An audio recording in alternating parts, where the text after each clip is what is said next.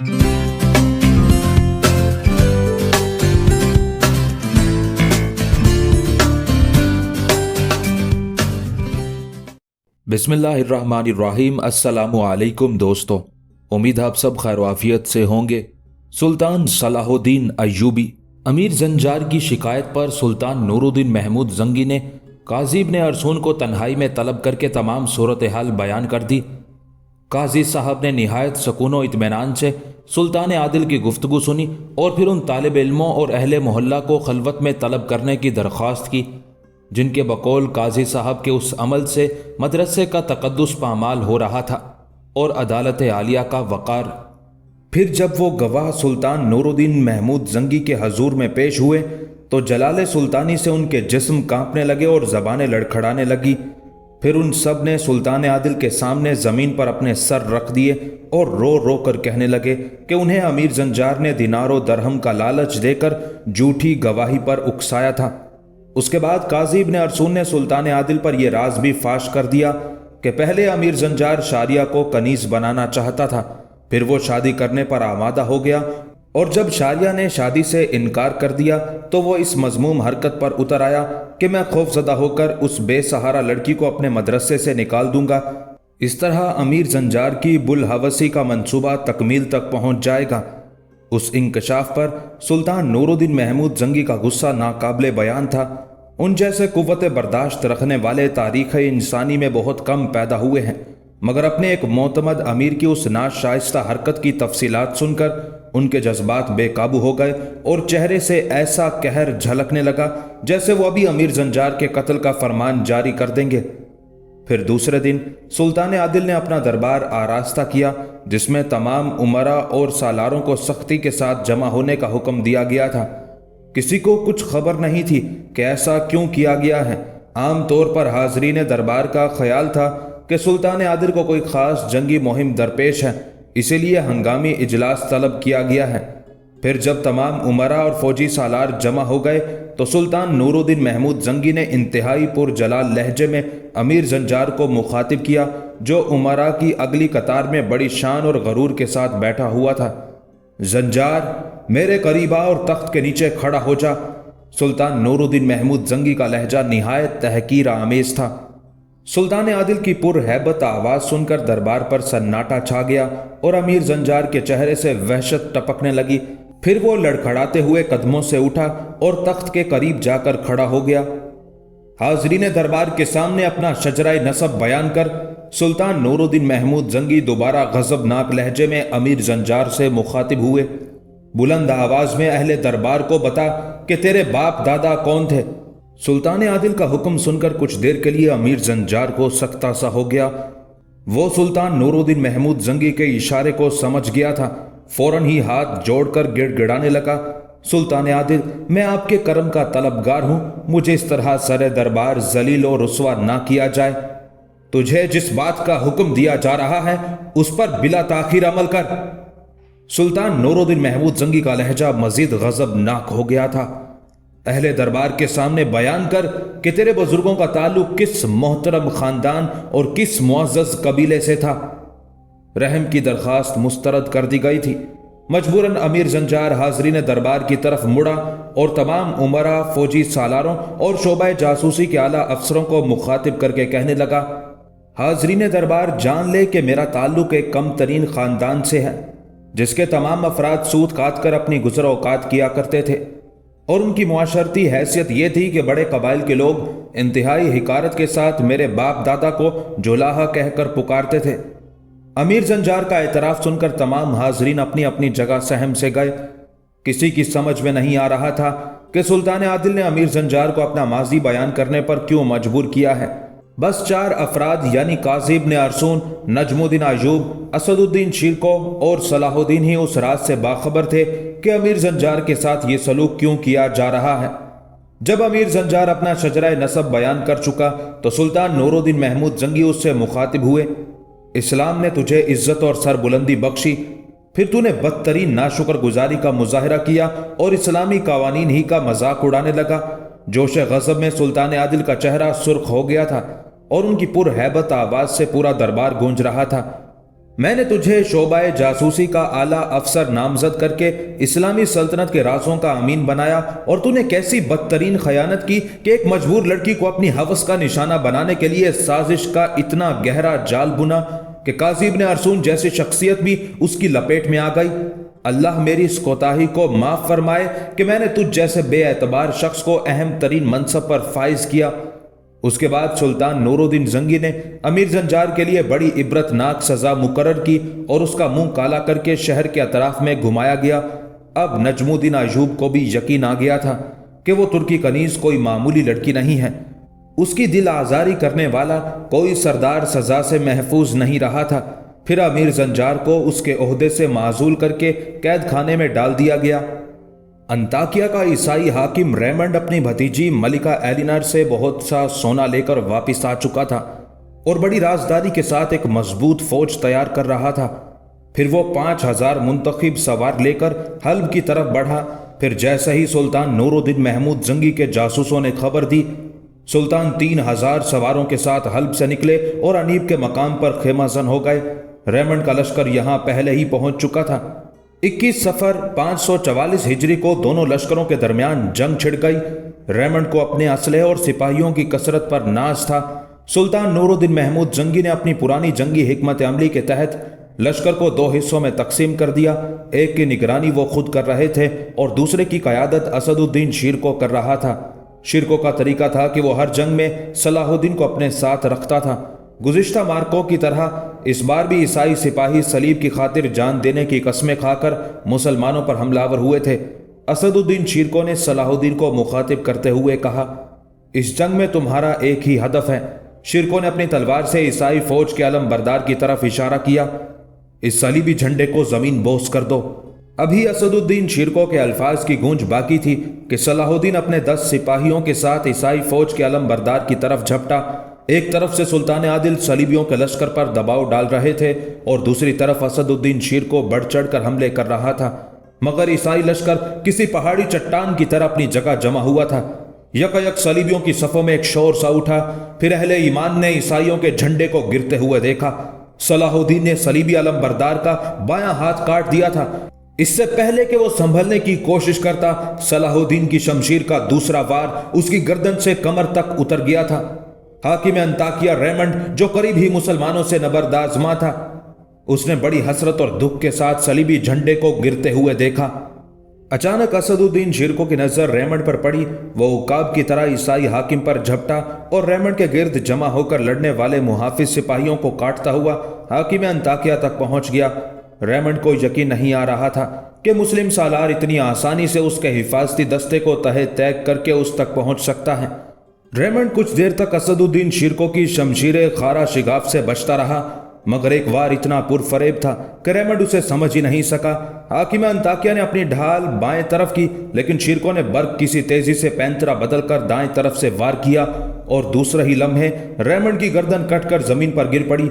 اپنے سردار کا یہ حشر دیکھ کر صلیبی سپاہیوں نے اسد الدین شیرکو کو اپنے نرگے میں لے لیا۔ شیرکو نے تیغ زنی کے بے مثال جوہر دکھائے اور 15-20 عیسائی سپاہیوں کے سر قلم کر دیے، مگر وہ اکیلا تھا، صلیبیوں کا حصار توڑنے میں ناکام رہا۔ اسد الدین شیرکو کئی زخم کھا چکا تھا، اب اسے زندہ بچنے کی کوئی امید نہیں رہی تھی۔ آخر اس توقع پر کہ قریب لڑنے والے مسلمان سپاہی اس کی آواز سن لیں، اسد الدین شیرکو نے پوری طاقت کے ساتھ نعرہ تکبیر بلند کیا۔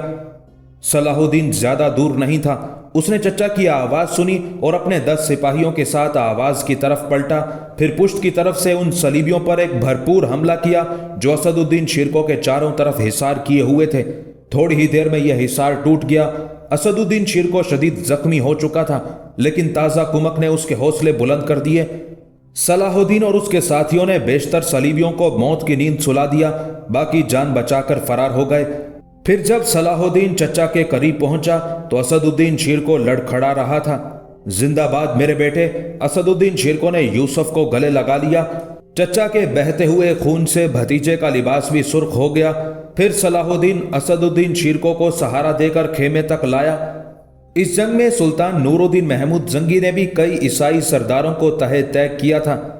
پھر جب ریمنڈ کے قتل کی خبر انگلستان پہنچی تو شہنشاہ ہنری دوم نے سکون کا سانس لیا اور مسکراتے ہوئے بولا، اس مذہبی جنونی کا یہی حشر ہونا چاہیے تھا۔ مگر ملکہ ایلینر کو ریمنڈ کی موت کا شدید صدمہ تھا۔ اس نے 1 ہفتے تک سیاہ لباس پہن کر سوگ منایا، رقص و موسیقی سے بھی دور رہی اور شراب کو بھی ہاتھ نہیں لگایا۔ بس وہ اپنے 4 سالہ بیٹے رچرڈ سے باتیں کرتی رہی۔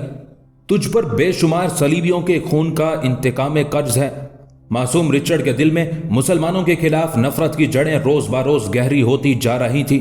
سلطان نور الدین محمود جنگی کا فاتح لشکر انطاکیہ چھوڑ کر حلب کی طرف واپس جا رہا تھا۔ کچھ لوگوں کے خیال میں سلطان عادل نے انطاکیہ پر قبضہ نہ کر کے ایک سیاسی غلطی کی تھی، مگر وہ یہ نہیں جانتے تھے کہ دمشق کے حاکم امیر مجیر الدین نے صلح نامہ چاک کر دیا تھا اور اب وہ یروشلم کے بادشاہ بالڈون سے ساز باز کر رہا تھا۔ یہ خبر سنتے ہی سلطان نور الدین محمود جنگی نے انطاکیہ چھوڑ دیا اور اپنے دارالسلطنت کی طرف روانہ ہو گئے۔ سلطان نور الدین محمود جنگی ایک اعلیٰ ظرف حکمران تھے۔ ان کی زندگی کا مقصد توسیع سلطنت کی بجائے اتحاد بین المسلمین تھا۔ یہی وجہ تھی کہ سلطان عادل نے ایک بار دمشق پر قبضہ کر کے چند شرائط کے ساتھ دمشق کی حکومت وزیر اعظم امیر معین الدین کو واپس کر دی تھی، کیونکہ وہ ایک اسلام دوست اور لائق منتظم تھا۔ لیکن امیر معین الدین کے مرتے ہی امیر مجیر الدین نے دوبارہ دمشق کا انتظام سنبھال لیا۔ یروشلم کے شہنشاہ بالڈون ثالث نے امیر معین الدین کی موت سے بھرپور فائدہ اٹھایا اور ایک نہایت حسین و جمیل دوشیزہ ہیلنا امیر مجیر الدین کی خدمت کے لیے دمشق بھیج دی۔ امیر مجیر الدین فطرتاً اوباش حکمران تھا۔ عیسائی دوشیزہ ہیلنا کو دیکھتے ہی اپنے ہوش و حواس کھو بیٹھا۔ اس نے اپنی پوری زندگی میں اتنی خوبصورت لڑکی نہیں دیکھی تھی۔ نتیجتاً امیر مجیر الدین ہیلنا کے دلکش خدوخال میں ایسا کھویا کہ اسے اپنے گرد و پیش کی بھی خبر نہیں رہی۔ ہیلنا اپنے ساتھ بہترین یورپی شرابوں کا بہت ذخیرہ لے کر دمشق پہنچی تھی۔ یہی عیسائی حکمرانوں کا پرانا حربہ تھا کہ وہ اپنی قوم کی حسین ترین لڑکیاں بھیج کر مسلمان فرما رواؤں کو دام ہوس میں اسیر کیا کرتے تھے۔ پھر جب ان کے چٹان جیسے مضبوط اعصاب پگھل کر موم ہو جاتے تھے تو عیسائی حکمران ان کی ریاستوں پر قبضہ کر لیا کرتے تھے، یا پھر انہیں اپنا آلہ کار بنا کر ایک کٹ پتلی کی طرح چھوڑ دیا کرتے تھے۔ ہیلنا کے بے پناہ حسین اور شاطرانہ چالوں نے چند ہی روز میں امیر مجیر الدین کے دل و دماغ پر قبضہ کر لیا۔ پھر اسی کے کہنے پر شہنشاہ یروشلم نے چند اور خوبصورت عیسائی لڑکیاں دمشق بھیج دیں۔ ہیلنا کے منصوبے کے مطابق یہ لڑکیاں دمشق کے فوجی سپہ سالاروں کی خلوتوں میں بھیج دی گئیں۔ اب میدان جنگ میں فوجی مشقوں اور رقص شمشیر کی بجائے بند کمروں میں رقص صراحی و جام شروع ہو گیا اور عیسائی لڑکیاں ساکی گری کے فرائض انجام دینے لگی۔ دمشق کے وہ فوجی سالار جن کے آہنی ہاتھ کمانے توڑ دیا کرتے تھے، شراب و شباب کے اثر سے اتنے کمزور ہو گئے کہ وہ بامشکل عیسائی نازنینوں کے ریشمی آنچل کا بوجھ اٹھا سکتے تھے۔ پھر ایک دن شاہ یروشلم بالڈون ثالث اور والی دمشق امیر مجیر الدین کے درمیان ایک خفیہ معاہدہ طے پا گیا۔ اس معاہدے کی صرف 2 بنیادی شقیں تھیں۔ پہلی یہ کہ دمشق اور یروشلم کی حکومتیں ایک دوسرے کی حلیف و وفادار رہیں گی، ایک پر حملہ دوسرے پر تصور کیا جائے گا، اور دوسری یہ کہ حکومت دمشق یروشلم کو خراج ادا کرے گی۔ بعض مورخین نے معاہدے کی دوسری شرط کا انکار کیا ہے، مگر اس بات پر سب کا اتفاق ہے کہ امیر مجیر الدین اور شاہ یروشلم بالڈون ثالث خفیہ طور پر سلطان نور الدین محمود جنگی کے خلاف متحد ہو گئے تھے۔ سلطان عادل نے ان اطلاعات کی تصدیق کے لیے ایک عجیب حکمت عملی اختیار کی۔ اسد الدین شیرکو کی قیادت میں 1000 سواروں پر مشتمل سفارتی وفد دمشق پر روانہ کیا۔ صلاح الدین بھی بطور نائب اس کے ہمراہ تھا۔ پھر جب سلطان نور الدین جنگی کا فوجی وفد دمشق کے نواح میں پہنچا تو اسد الدین شیرکو کا خیال تھا کہ امیر مجیر الدین کے سرحدی سپاہی اس کے شایان شان استقبال کریں گے، مگر دمشق کے حفاظتی فوجی دستے نے اسد الدین شیرکو کا استقبال کرنے کی بجائے انتہائی بے رخی کا مظاہرہ کرتے ہوئے سلطان نور الدین جنگی کے سپہ سالار کو آگے بڑھنے سے روک دیا۔ اسد الدین شیرکو کو یہ طرز عمل ناگوار گزرا، مگر اس نے صبر و تحمل کا مظاہرہ کرتے ہوئے والی دمشق امیر مجیر الدین کو یہ پیغام بھیجا: میں سلطان عادل کے حکم پر ایک سفارتی وفد کے ہمراہ یہاں پہنچا ہوں اور حاکم دمشق سے ملاقات کا خواہش مند ہوں۔ پھر جب دمشق کا ایک فوجی افسر اس درخواست کا جواب لے کر واپس آیا تو جوش غضب سے اسد الدین شیرکو کا چہرہ سرخ ہو گیا۔ والی دمشق امیر مجیر الدین نے سفارتی وفد کے قائد کو مخاطب کرتے ہوئے کہا تھا: میرے علاقے کی حدود سے فوراً نکل جاؤ، اور اگر مجھ سے ملاقات ہی کرنا چاہتے ہو تو پھر شمشیریں اور نیزے ہی تم سے ملاقات کریں گے۔ अमीर मुजीरुद्दीन का तहकीर आमेज जवाब सुनकर असदुद्दीन शीरको चंद लम्हों के लिए जज्बात से मगलूब हो गया और उसने सोचा कि यह मुलाकात इसी वक्त हो जाए, मगर शीरको को जंग की इजाजत नहीं थी। उसने बड़ी मुश्किल से अपनी हालत गज़ब पर काबू पाया। उस कश्मकश में असदुद्दीन शीरको का जिस्म कांपने लगा, मगर वो अपनी जबान पर काबू ना रख सका और उसने जवाब लाने वाले फौजी अफसर को मुखातिब करते हुए कहा, जिस शख्स को सुल्तान आदिल ने पनाह दी उसे ये लहजा जेब नहीं देता। अपने अमीर को बता देना कि उसके अल्फाज की गूंज दरबार सुल्तानी तक पहुंच गई है और उससे ये मुलाकात मुझ पर कर्ज है और एक गैरतमंद मोमिन अपने जिस्मो जान पर किसी का कर्ज बाकी नहीं रखता। यह कहकर असदुद्दीन शीरको वापिस चला गया और दमिश्क से 40 मील के फासले पर खेमा जन हो गया। फिर उसने अमीर मुजीरुद्दीन की इंतहाई गुस्ताखाना और जिल्लत आमेज हरकत की सारी तफसीलात लिखकर अपने भतीजे सलाहुद्दीन के सपुर्द की और इंतहाई राजदाराना लहजे में कहा, मेरा यह खत सुल्तान आदिल की खिदमत में पेश करो, मगर किसी को पता ना चले कि तुम यहां क्यों आए थे। सलाहुद्दीन अपने चचा का खत लेकर बर्क रफ्तारी के साथ हल्ब की तरफ बढ़ा और फिर सुल्तान नूरुद्दीन महमूद जंगी की खिदमत में असदुद्दीन शीरको का खत लेकर हाजिर हुआ। सुल्तान आदिल अपनी निजी जिंदगी में बहुत नरम तबीयत के मालिक थे। खिदमतगारों और अमीरों की बड़ी बड़ी खताओं से चश्मपोशी कर लिया करते थे, मगर हकूकुल्लाह और हकूकुल इबाद के मामले में इंतहाई जज्बाती और सख्तगीर थे। असदुद्दीन शीरको का खत पढ़कर इस कदर गजबनाक हुए कि अपनी नशिस्त से खड़े हो गए और शमशीर खींच ली। फिर दमिश्क की तरफ मुंह करके कहने लगे, बेशक अब हमारी शमशीरें ही इससे मुलाकात करेंगी। हक़ ताला मेरी इस गलती को माफ फरमाए कि मैंने एक बदनिहाद व बदअहद इंसान पर एतबार किया। फिर दूसरे दिन ही नमाज फजर के बाद सुल्तान नूरुद्दीन महमूद जंगी एक लश्कर जर्रार लेकर हल्ब से दमिश्क की तरफ बढ़े। यूसुफ भी सुल्तान आदिल के हमराह था। सुल्तान नूरुद्दीन महमूद जंगी हल्ब से ये फैसला करके चले थे कि अब अमीर मुजीरुद्दीन से कोई सिफारती गुफ्तो शनीद नहीं होगी और किसी ताखीर के बगैर दमिश्क की ईंट से ईंट बजा दी जाएगी। मगर असदुद्दीन शीरको से मुलाकात करने के बाद सुल्तान आदिल ने वाली दमिश्क अमीर मुजीरुद्दीन के नाम एक तफसीली खत तहरीर किया। आगाज़े कार अल्लाह के नाम से जो निहायत मेहरबान और रहीम है, और उसी के फजलो करम से मुसलमान हूं, और उसी ने मुझे लाखों मुसलमानों की जानों का अमीन बनाया है। अगरचे तुम अहद शिकनी जैसे गुनाह के मुर्तकिब हो चुके हो, लेकिन मैं इत्तिमाम हुज्जत के तौर पर वाज़ेह करता हूं कि मुझे किसी मुसलमान रियासत से दुश्मनी नहीं। मेरी जिंदगी का मकसद सिर्फ दुश्मनाने इस्लाम से जिहाद करना है और उम्मत मुसलमा को उनके वहशियाना मजालिम से निजात दिलाना है। अगर मैं जमीन का भूखा होता तो अपना माजी याद करो, जब मेरे लश्कर ने दमिश्क के एक एक गोशे पर कब्जा कर लिया था। फिर भी मैंने सुलह को तरजीह दी और तुम्हारा ताजो तख्त उसी हालत में छोड़कर शाम चला गया। अगर मेरे दिल में हिर्सो हवस का जज्बा मौजन होता तो तुम्हारी दस्तारों कुलाह की धज्जियां उड़ चुकी होती, तुम्हारे शाने गर्दन के बोझ से हल्के हो चुके होते और तुम्हारी हड्डियां कब्र की गहराई में गल सड़कर हम रंगे खाक हो चुकी होती। कोई फातेह किसी मफ्तूह को जिंदा व आजाद नहीं छोड़ता, लेकिन मैंने इस्लामी रवादारी से काम लेते हुए तुम्हारी सारी गुस्ताखियां माफ की और तुम्हें तुम्हारी जमीन वापस करके खाली हाथ लौट गया। यह सब कुछ इसलिए था कि तुम अपने गुनाहों से ताइब होकर इस्लाम की खिदमत कर सको। मगर अब मैंने सुना है कि तुम इस्लामी रियासतों के खिलाफ शाह यरूशलेम बाल्डोन सालिस और दूसरे ईसाई हुक्मरानों से साजबाज कर रहे हो। अगर ये इल्जाम है तो बनफ्से नफीस मेरे खेमे में आकर इसे गलत साबित करो, वरना मैं तुम्हारे साथ वही सलूक करूंगा जो दुश्मनाने इस्लाम के साथ रवा रखा जाता है। मेरी तलवार दुश्मनाने इस्लाम के किताल के लिए वक्फ हो चुकी है।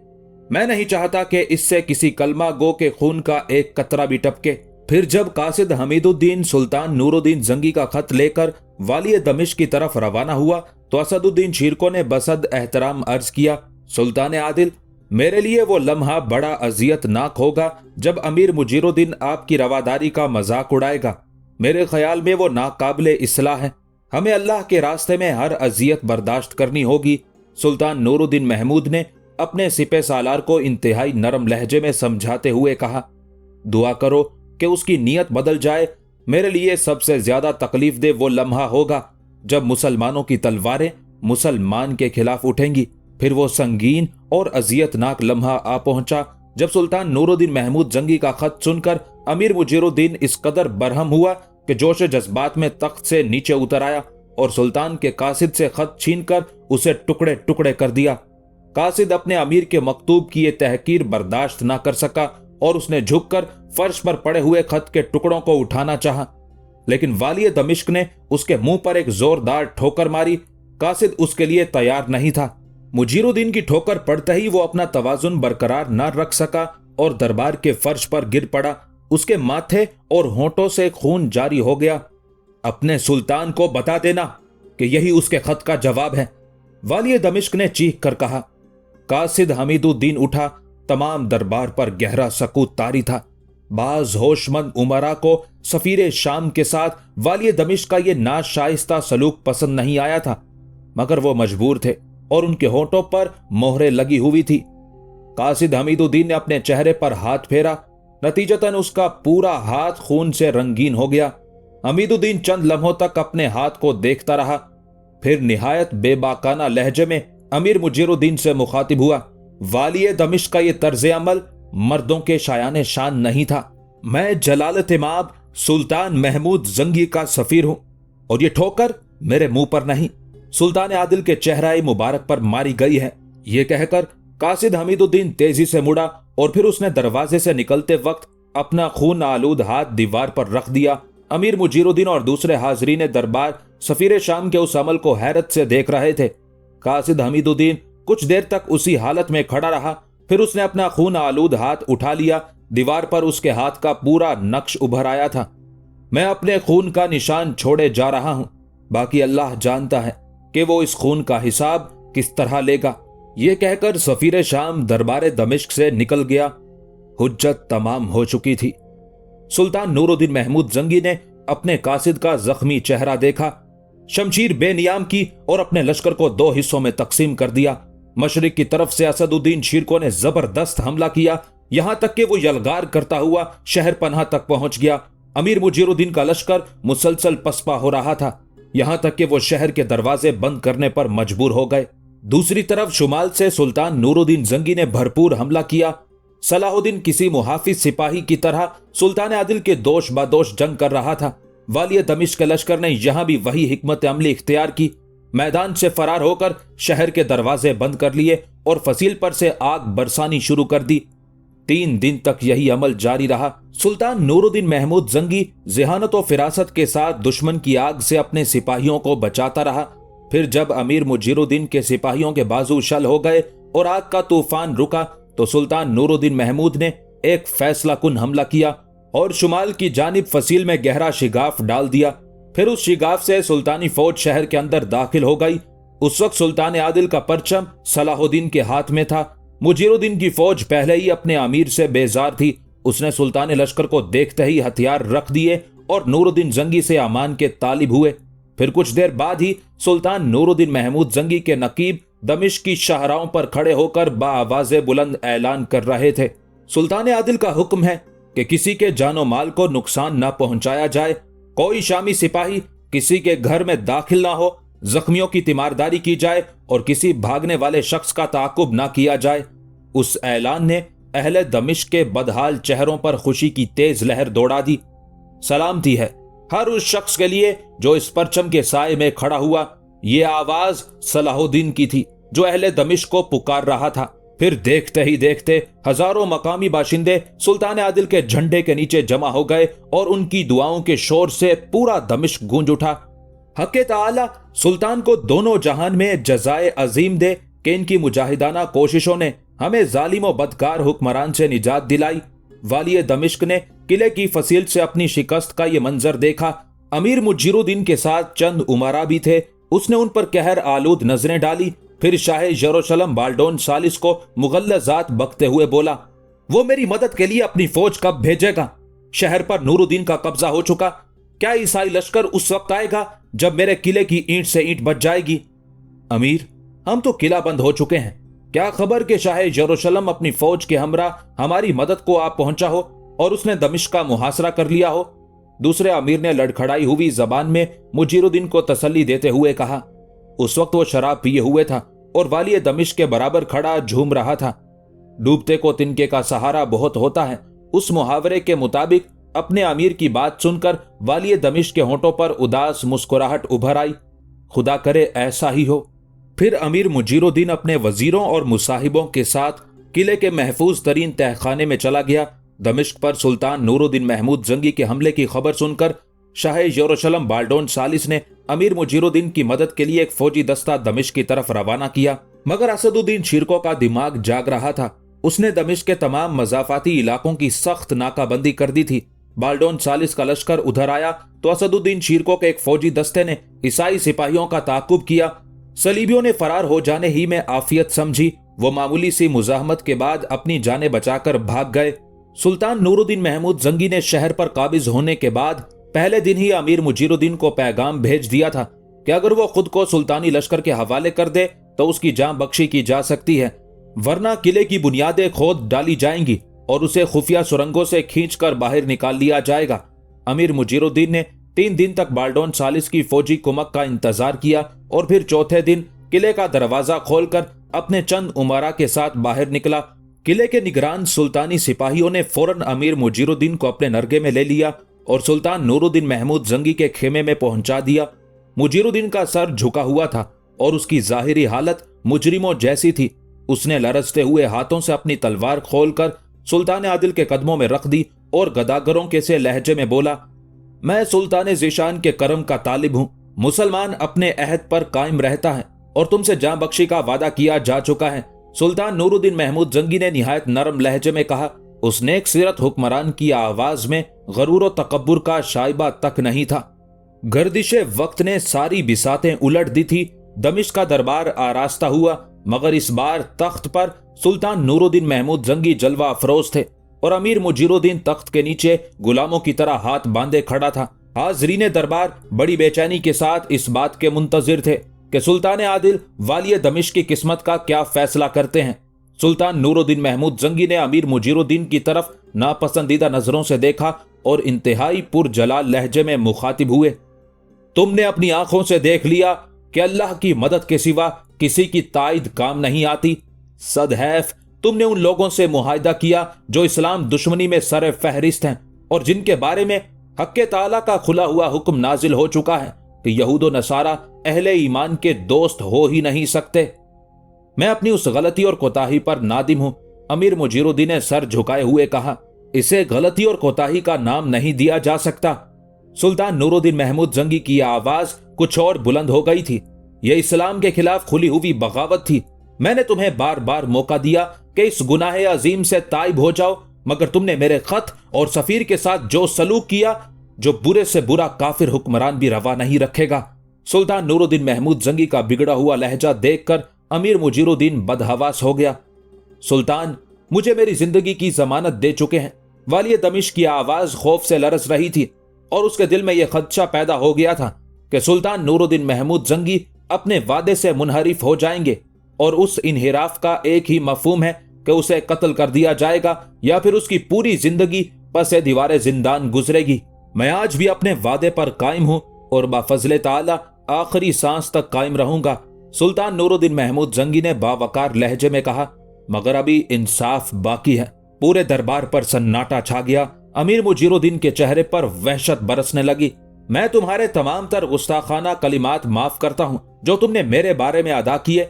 सुल्तान नूरुद्दीन महमूद के लहजे से ज़ब्त व तहम्मुल का इजहार हो रहा था, मगर तुमने मेरे सफीर के साथ जो गैर इस्लामी और बेरहमाना सलूक किया उसका हिसाब भी साफ होना जरूरी है। ये कहकर सुल्तान नूरुद्दीन जंगी ने कासिद हमीदुद्दीन की तरफ इशारा किया जो उमरा की अगली कतार में बैठा था। सुल्तान का इशारा पाते ही कासिद हमीदुद्दीन अपनी जगह से उठा और तख्त के करीब आकर खड़ा हो गया। हाजरीन दरबार तस्वीर हैरत बने हुए देख रहे थे कि सुल्तान आदिल क्या फैसला सादिर करेंगे और यह हिसाब किस तरह बराबर होगा। सुल्तान नूरुद्दीन महमूद जंगी ने कासिद हमीदुद्दीन से मुखातिब होते हुए कहा, अल्लाह का कानून इंसाफ यह है कि आंख के बदले आंख और जान के बदले जान। जितनी अजियत तुम्हें पहुंचाई गई है उतनी ही अजियत तुम भी पहुंचा सकते हो। यह अदल है और अगर माफ कर दो तो इसका अजर हक़्क़े ताला के पास है। इसे एहसान कहते हैं और एहसान का बदला सिवाय एहसान के कुछ नहीं है। अभी सुल्तान आदिल के अल्फाज की गूंज बाकी थी कि अहले दरबार ने अमीर मुजीरुद्दीन की तरफ देखा। उसके चेहरे पर वहशत बरसने लगी थी। सुल्तान नूरुद्दीन जंगी के फैसले का खुला हुआ मफहूम यही था कि कासिद हमीदुद्दीन अमीर मुजीरुद्दीन से अपना बदला ले और वालिय दमिश्क के चेहरे पर इतना गहरा जख्म लगाए जितना कि खुद उसके चेहरे पर मौजूद था। कासिद हमीदुद्दीन ने एक नजर अमीर मुजीरुद्दीन की तरफ देखा और सुल्तान नूरुद्दीन जंगी से मुखातिब होकर अर्ज करने लगा, सुल्तान आदिल, जब आपने अमीर मुजीरुद्दीन की जान बख्शी का वादा कर लिया तो फिर मैं भी अपने ऊपर की जाने वाली ज्यादती को माफ करता हूं। वालिय दमिश्क के लिए यह सजा क्या कम है कि वो असीरी की हालत में सरे दरबार खड़े हैं और बार बार आपसे रहम की दरख्वास्त कर रहे हैं। हमीदुद्दीन के उस जवाब से सुल्तान नूरुद्दीन जंगी बहुत खुश हुए। फिर 3 अफराद को अपने हाथ से खिलातें पहनाई। उनमें असदुद्दीन शीरको, सलाहुद्दीन और कासिद हमीदुद्दीन शामिल थे। उसके बाद अमीर मुजीरुद्दीन को हुम्स की जागीर देकर हमेशा के लिए दमिश्क से रुखसत कर दिया। सुल्तान नूरुद्दीन महमूद जंगी सलाहुद्दीन की बहादुरी और जिहानत से इस कदर मुतासिर हुए कि उसे दमिश्क का कोतवाल मुकर्रर करके हल्ब चले गए। दमिश्क पर सुल्तान नूरुद्दीन महमूद जंगी का कब्जा उस दौर का अहम तरीन वाकया था। उस फतह के बाद जंगी खानदान की सल्तनत मोसल से हारान तक वसी हो गई और यरूशलेम तक आगे बढ़ने के लिए रास्ता साफ हो गया। सुल्तान नूरुद्दीन महमूद जंगी की उस अजीमुशान कामयाबी पर खलीफा बगदाद को इतनी मुसरत हुई कि उसने सुल्तान को अल मलिकुल आदिल का खिताब दिया और वालिय शाम की खिदमत में पुरजोश मुबारकबाद के साथ कीमती तहाइफ भी भेजे। अमीर मुजीरुद्दीन की शिकस्त की खबर सुनकर शाह यरूशलेम बहुत उदास हो गया। फिर एक दिन अपने राजदार मुशीरों को खलवत में तलब करके कहने लगा, यसू मसीह हम पर रहम करे, मुझे ऐसा लगता है कि आने वाला जमाना सलीबियों के लिए बहुत सख्त होगा। काजी इब्ने अरसून भी अपने शागिर्द की उस कामयाबी पर बहुत खुश थे। फिर जब यह खबर शारिया के कानों तक पहुंची तो वो जोश जज्बात में वारफ्ता होकर कहने लगी, यूसुफ, ये तो बहुत छोटी कामयाबी है।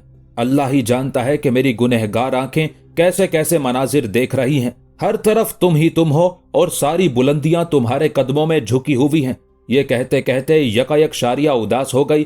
फिर खुद कलामी के अंदाज में बोली, मगर मैं तुम्हें कैसे देखूं, तुम तो मुझसे बहुत दूर चले गए। अजियत और कर्ब की शिद्दत से शारिया का जर्द चेहरा और पीला पड़ गया। उस वक्त अबू सालिम हमाम दमिश्क का दीवान था। सलाहुद्दीन ने कोतवाल होते ही खामोशी से शहर की सूरत हाल का जायजा लेना शुरू कर दिया। उसने निहायत राजदारी के साथ चंद मोतबर लोगों को अपना नायब मुकर्रर किया। ये तमाम अफराद बहुत मामूली लिबासों में कूचा बाकूचा घूमते रहते थे। उन्हें देखकर कोई शख्स गुमान भी नहीं कर सकता था कि ये लोग सरकारी ओहदों पर फाइज हैं और मकामी बाशिंदों की हरकत की निगरानी कर रहे हैं। दरअसल ये तमाम अफराद सलाहुद्दीन के जासूस थे, जिन्हें इस काम के लिए मुतय्यन किया गया था कि आम लोगों से मुलाकात करें और नई इंतजामिया की कारकर्दगी के बारे में पूछते रहें कि उससे मुतमईन है या नाखुश। खुद यूसुफ भी मामूली कपड़ों में हुलिया बदलकर दमिश्क की गलियों में घूमता रहता था और रात को घोड़े पर सवार होकर गरीबों के मोहल्ले की गश्त किया करता था और हंगामी वक्त में नादार और मजबूर इंसानों की भी मदद किया करता था। एक रात सलाहुद्दीन हस्बे मामूल गश्त पर था कि एक घर के दरवाजे पर कुछ लोग खड़े नजर आए। उन्हीं के दरमियान से कुछ दिलदोज चीखें उभर रही थी, जैसे कोई इंतहाई दर्दनाक लहजे में मातम या फरियाद कर रहा हो। फासला जरा ज्यादा होने के बायस चीखों का मफहूम समझ में नहीं आ रहा था कि रोने वाले क्या कह रहे हैं। सलाहुद्दीन ने घोड़े की रफ्तार तेज कर दी और चंद लम्हों में उस मकान के करीब पहुंच गया जहां कुछ लोग जमा थे। सलाहुद्दीन ने सुना एक बूढ़ा मर्द और एक बूढ़ी औरत बैन करने के अंदाज में चीख रहे थे, सुल्तान, हमने तेरे आने की कितनी दुआएं मांगी थी, मगर तेरे आने से भी क्या हुआ। जालिमों का वही जुल्म है और गरीबों की वही मजबूरी। कोई पूछने वाला नहीं कि हम मोहताजों पर क्या गुजरी। सलाहुद्दीन उन बूढ़ों की फरियाद सुनकर लरज उठा और तेजी के साथ घोड़े की पुश्त से उतरकर उन लोगों के करीब पहुंचा। एक मुसल्ला जवान को अपने नजदीक पाकर वो लोग घबरा गए और बूढ़ों ने रोना बंद कर दिया। मैं तुमसे पूछता हूं कि तुम पर क्या गुजरी, सलाहुद्दीन ने इंतहाई नरम लहजे में कहा। बूढ़ी औरत और मर्द ने कोई जवाब नहीं दिया। वो एक अजनबी की आमद से सहम कर रह गए थे। सलाहुद्दीन ने समझाने के अंदाज में दोबारा कहा, अगर तुम जालिम की निशानदही नहीं करोगे तो उसे कैसे तलाश किया जाएगा। बूढ़े इस बार भी खामोश रहे, मगर उनकी बजाय एक नौजवान ने सलाहुद्दीन से पूछा, तुम कौन हो। मैं दमिश्क का नया कोतवाल हूं। मुझे सुल्तान आदिल ने तुम्हारे हकूक की निगरानी और हिफाजत के लिए मुकर्रर किया है। तुम लोग बिला खौफो खतर अपना दुख बयान करो। मैं खुदाए वाहिद और ला शरीक की कसम खाकर कहता हूं कि तुम्हारी फरियाद सुल्तान आदिल तक पहुंचाई जाएगी। जब बूढ़ी औरत और मर्द ने एक हुकूमती कारिंदे को इस कदर मेहरबान और शफीक पाया तो दोनों रो रो कर अपना गम बयान करने लगे। दमिश्क में एक बहुत दौलतमंद ओबाश शख्स अमीर फौजी था।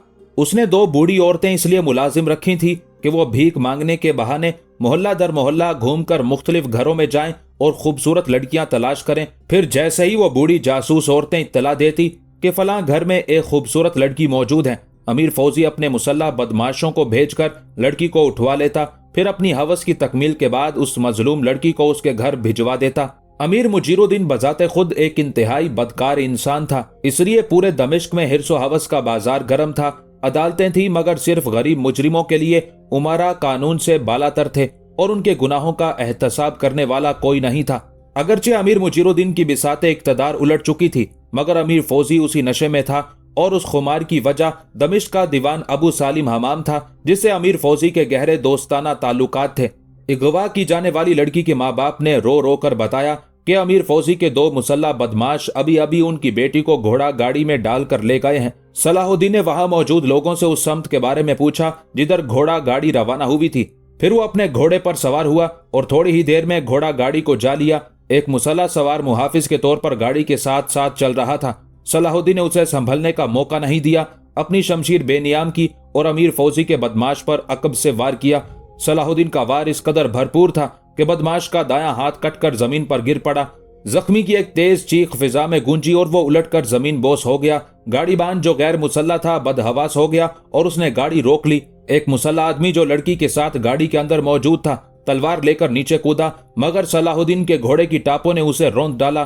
कोचवान खौफ से थर थर कांप रहा था। उसने सलाहुद्दीन के पैरों पर सर रख दिया और जारो कतार रोने लगा। इसमें मेरा कोई कसूर नहीं है, मैं तो अमीर फौजी का गुलाम हूँ, आका के हुक्म पर अमल करता हूँ। सलाहुद्दीन ने कोचवान को माफ कर दिया और फिर उसकी मदद से दोनों जख्मी बदमाश को जो बेहोश हो गए थे गाड़ी में डाला और लड़की के घर की तरफ रवाना हो गया। उस आफत नागहानी ने लड़की पर सख्ता तारी कर दिया था। वो पागलों की तरह कभी जख्मी बदमाशों की तरफ देखती और कभी उस नौजवान की जानिब जो किसी मुहाफिज फरिश्ते की तरह आसमान से जमीन पर आ गया था। सलाहुद्दीन ने लड़की को उसके घर पहुंचाया तो गमजदा माँ बाप रो रो कर कहने लगे, अब हमें यकीन आ गया कि हमारी फरियादें सुल्तान तक पहुंच सकती हैं। फिर दूसरे दिन सलाहुद्दीन ने जख्मी बदमाशों का बयान लेने के बाद अमीर फौजी के नाम पर हुक्म जारी कर दिया कि वो फौरी तौर पर कोतवाली में हाजिर हो जाए। अमीर फौजी ने घबराकर दीवान अबू सालिम हमाम से राब्ता किया। दीवान ने मुस्कुराते हुए अपने औबाश दोस्त से कहा। अमीर फौजी मुतमईन होकर अपने घर चला गया। एक बददियानत अफसर एक बदकार अमीर को पनाह दे चुका था। जब अमीर फौजी सलाहुद्दीन के मुताबिक कोतवाल में हाजिर नहीं हुआ तो उसने चंद सिपाहियों को हुक्म दिया कि वो अमीर फौजी को गिरफ्तार करके कोतवाली में हाजिर करें। सिपाही यूसुफ के हुक्म की तामील में कोतवाली से रवाना होने ही वाले थे कि दीवान अबू सालिम कमरे में दाखिल हुआ और सख्त लहजे में यूसुफ को मुखातिब करते हुए बोला, आखिर तुमने किस जुर्म की बुनियाद पर दमिश्क के एक मोअज़्ज़ज़ तरीन शहरी की गिरफ्तारी का हुक्म जारी किया? सलाहुद्दीन ने वाक़े की पूरी तफसील बयान की तो दीवान अबू सालिम ने उसे बुरी तरह झिड़क दिया। दोनों गवाह झूठे हैं, मैं अमीर फौजी को खूब जानता हूं, वो ऐसी शर्मनाक हरकत नहीं कर सकता। फिर सलाहुद्दीन ने अमीर फौजी के दोनों जख्मी कारिंदों और कोचवान को दीवान अबू सालिम के सामने पेश किया तो वो तीनों अपने बयानात से मुकर गए और इंतहाई बेबाकी के साथ कहने लगे, हम किसी अमीर फौजी को नहीं जानते, हम तीनों दोस्त हैं। 4 दिन पहले रात के वक्त हम अपने अपने घरों को वापस जा रहे थे कि अचानक पीछे से किसी ने हम पर हमला किया। हम दोनों बुरी तरह जख्मी होकर जमीन पर गिर पड़े। एक दोस्त हमलावर की तलवार से महफूज रहा। सलाहुद्दीन बड़े ज़ब्त तहम्मुल के साथ उस झूठी दास्तान को सुन रहा था। फिर कोचवान ने अपना बयान जारी रखते हुए कहा, हमलावर फरार हो गया और फिर यकायक कोतवाल साहिब आ पहुंचे और हमें सीधे कोतवाली ले गए। हमारी मरहम पट्टी की, फिर हमसे कहा कि अमीर फौजी के खिलाफ गवाही दें। मजबूरन हमें ऐसा करना पड़ा वरना खुद हमारी जानें खतरे में थी। सलाहुद्दीन अबू सालिम हमाम की चाल को समझ गया था कि उसने अपने असरात को इस्तेमाल करके तीनों मुजरिमों को बयानात बदलने पर आमादा कर लिया था। नतीजतन यूसुफ ने मुजरिमों से कोई जरा नहीं की बल्कि बराह रास्त दमिश्क के दीवान को मुखातिब करते हुए कहा, मैं इस वाक़ये का न सिर्फ ऐनी शाहिद हूं बल्कि वो हमलावर भी हूं जिसकी तलवार से ये दोनों बदकार जख्मी हुए थे। ये कहते कहते सलाहुद्दीन की आवाज बुलंद और सख्त हो गई थी। फिर उसने कोचवान की तरफ इशारा करते हुए कहा, और ये कज्जाब मेरी शमशीर से इसलिए महफूज रहा कि इसने मेरे पैरों पर सर रखकर जान की अमात तलब की थी। ये तीनों अपनी जबानें बदलने पर क्यों मजबूर हुए, मुझे ये राज जानने की कोई जरूरत नहीं। अमीर फौजी को मुजरिम साबित करने के लिए मेरी तन्हा गवाही काफी है। एक नौजवान अफसर की ये जुर्रतमंदाना गुफ्तगू सुनकर दीवान अबू सालिम बरहम हो गया।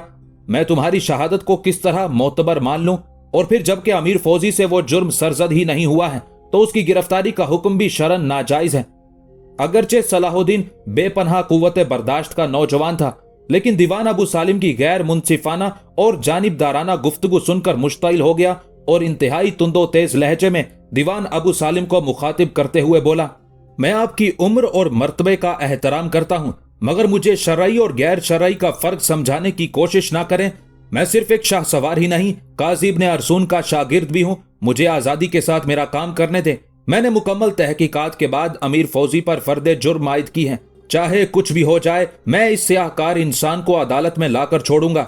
अगर तुम इतनी कुदरत रखते हो तो किसी सिपाही को भेज कर देखो। दीवान सालिम हमाम भी गजबनाक हो गया था। सलाहुद्दीन ने चंद लम्हों में सूरत हाल को समझ लिया था। अगर मैं इतना ही बेदस्तो पा हूं कि मुजरिम को मुजरिम नहीं कह सकता तो फिर मुझे इस्तीफा दे देना चाहिए। यूसुफ के लहजे से इंतहाई तलखी झलक रही थी। तुम्हारे हक में यही बेहतर है कि तुम इस्तीफा दे दो। दीवान अबू सालिम के लहजे से आमरियत और रौनत झलक रही थी। अगर तुम जैसा कम नजर और बेखबर इंसान कुछ दिन और इस ओहदे पर बरकरार रह गया तो दमिश्क का सारा नज्मो नस्क दरहम बरहम हो जाएगा। उसके बाद सलाहुद्दीन ने दीवान अबू सालिम से मजीद बहस नहीं की और खामोशी के साथ इस्तीफा देकर वापस हल्ब चला गया। दीवान अबू सालिम ने सलाहुद्दीन के इस्तीफा को अपनी फतह से ताबीर किया और फिर उसने अमीर फौजी के साथ मिलकर अपनी फतह का जश्न मनाया। उस जश्न में वो उमरा भी शरीक हुए जो दरपर्दा साबिक वाली दमिश्क अमीर मुजीरुद्दीन के हामी थे। ये जश्न कई दिन तक जारी रहा। शुरका ने खुफिया तहखानों में छुपकर खूब शराब पी और उन ईसाई औरतों का रक्स देखा जिन्हें शाह यरूशलेम बाल्डोन सालिस ने एक मखसूस साजिश के तहत दमिश्क भेजा था ताकि वो खूबसूरत औरतें मुसलमान उमरा को हलाकत और बर्बादी के रास्ते पर डाल दें। अगरचे अमीर मुजीरुद्दीन इक्तदार से महरूम होकर हुम्स चला गया था, लेकिन उसके ऐश्त परस्त उमरा और दीगर हमनवा अभी दमिश्क ही में मुकीम थे और उस दिन का इंतजार कर रहे थे कि सुल्तान नूरुद्दीन महमूद जंगी किसी जंग में मारा जाए या किसी नागहानी हादसे का शिकार होकर इंतकाल कर जाए और उन लोगों का गुमशुदा इक्तदार वापस लौट आए। उस जश्न शराब व शबाब में ये अहदो पैमान भी किए गए कि सुल्तान नूरुद्दीन महमूद जंगी के नामजद करदा हर अफसर को इसी तरह नाकाम बना दिया जाए ताकि वो ऐशो आराम की जिंदगी बसर करें। अभी उमराए दमिश्क के ये सियासी मशवरे जारी थे कि नकीबों ने उन्हें इस तरह चौंका दिया जैसे गहरी नींद में डूबे हुए किसी शख्स को झंझोड़ कर उठा दिया जाए। गली कूचों में नकारों के जरिए ऐलान किया जा रहा था कि सुल्तान आदिल नूरुद्दीन महमूद जंगी दमिश्क की हदूद में दाखिल हो चुके हैं। फिर जब दरबार आरास्ता हुआ तो दीवान अबू सालिम और दीगर उमरा ये मंजर देखकर हैरत ज़दा रह गए कि सुल्तान नूरुद्दीन महमूद जंगी के बराबर यूसुफ सलाहुद्दीन भी तख्त पर मौजूद था।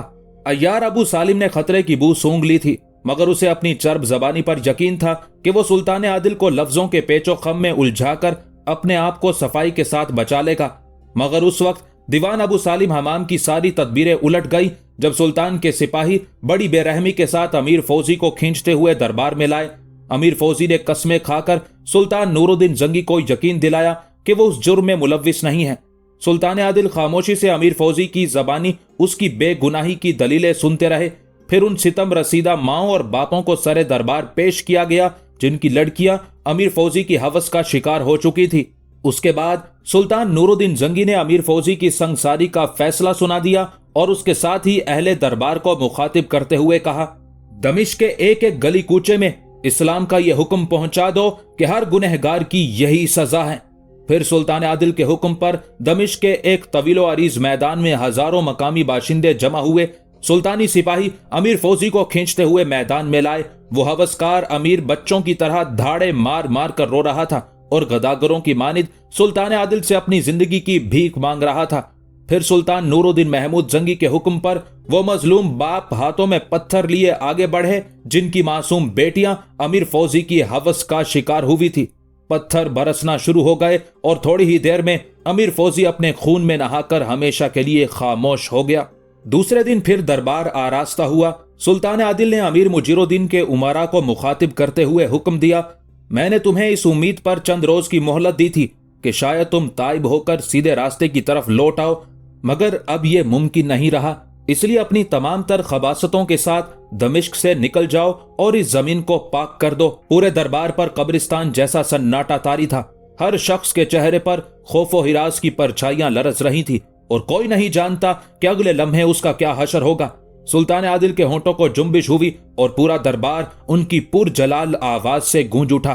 تمام عیسائی عورتوں کو لے جا کر یروشلم کی سرحدوں پر چھوڑ دیا جائے، یہ سلطان نور الدین محمود زنگی کا دوسرا حکم تھا۔ پھر تیسرا حکم جاری ہوا۔ سلطان عادل نے دیوان ابو سالم حمام کو مخاطب کرتے ہوئے کہا، تیری صورت مسلمانوں جیسی ہے مگر دل منافقوں کے ہم رنگ۔ تو نے میرے اعتماد کو ٹھیس پہنچائی اور انصاف کے راستوں میں رکاوٹیں کھڑی کی۔ اب تیری یہی سزا ہے کہ تو دمشق کے باشندوں کے سامنے بے نقاب ہو جا تاکہ اہل ایمان تیرے حقیقی خد و خال دیکھ لیں۔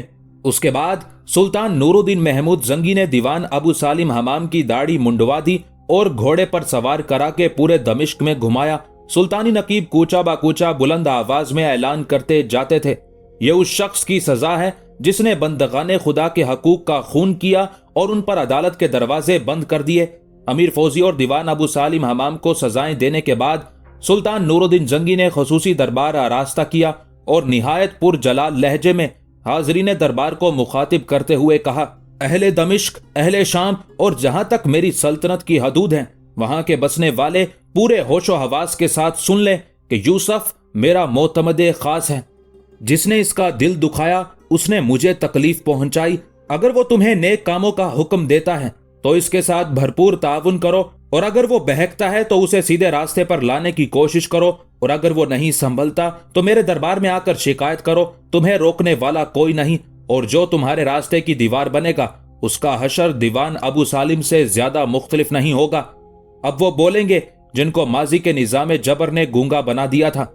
سلطان عادل کی تقریر نے اہل دربار پر سختہ طاری کر دیا تھا۔ پھر درباری شاعر ہرکلا کھڑا ہوا اور اس نے صلاح الدین کی شان میں یہ اشعار پڑھے، اے شام کے چوروں اپنی حرکات سے باز آؤ، میں تمہیں نصیحت کرتا ہوں کہ پیغمبر کے ہم نام یوسف سے اپنی جانوں کو بچاؤ۔ وہ یوسف علیہ السلام عورتوں کے ہاتھ کاٹنے والے تھے اور یہ یوسف مردوں کے ہاتھ کاٹنے والا ہے۔ سلطان عادل کے درباری شاعر ہرکلا نے اپنے اشعار میں قرآن کریم کے اس واقعے کی طرف اشارہ کیا تھا جس میں زلیخا کی ساتھی عورتوں نے حضرت یوسف علیہ السلام کا حسن و جمال دیکھ کر لیمو کاٹنے کی بجائے اپنے ہاتھ کاٹ لیے تھے۔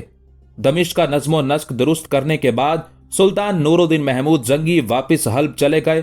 پھر اسی زمانے میں سلطان عادل نے سرکار دو عالم صلی اللہ علیہ وآلہ وسلم کو خواب میں دیکھا۔ سلطان نور الدین زنگی بظاہر ایک مجاہد اور جنگجو حکمران تھے، مگر در پردہ وہ ایک نہایت عابد و زاہد انسان تھے۔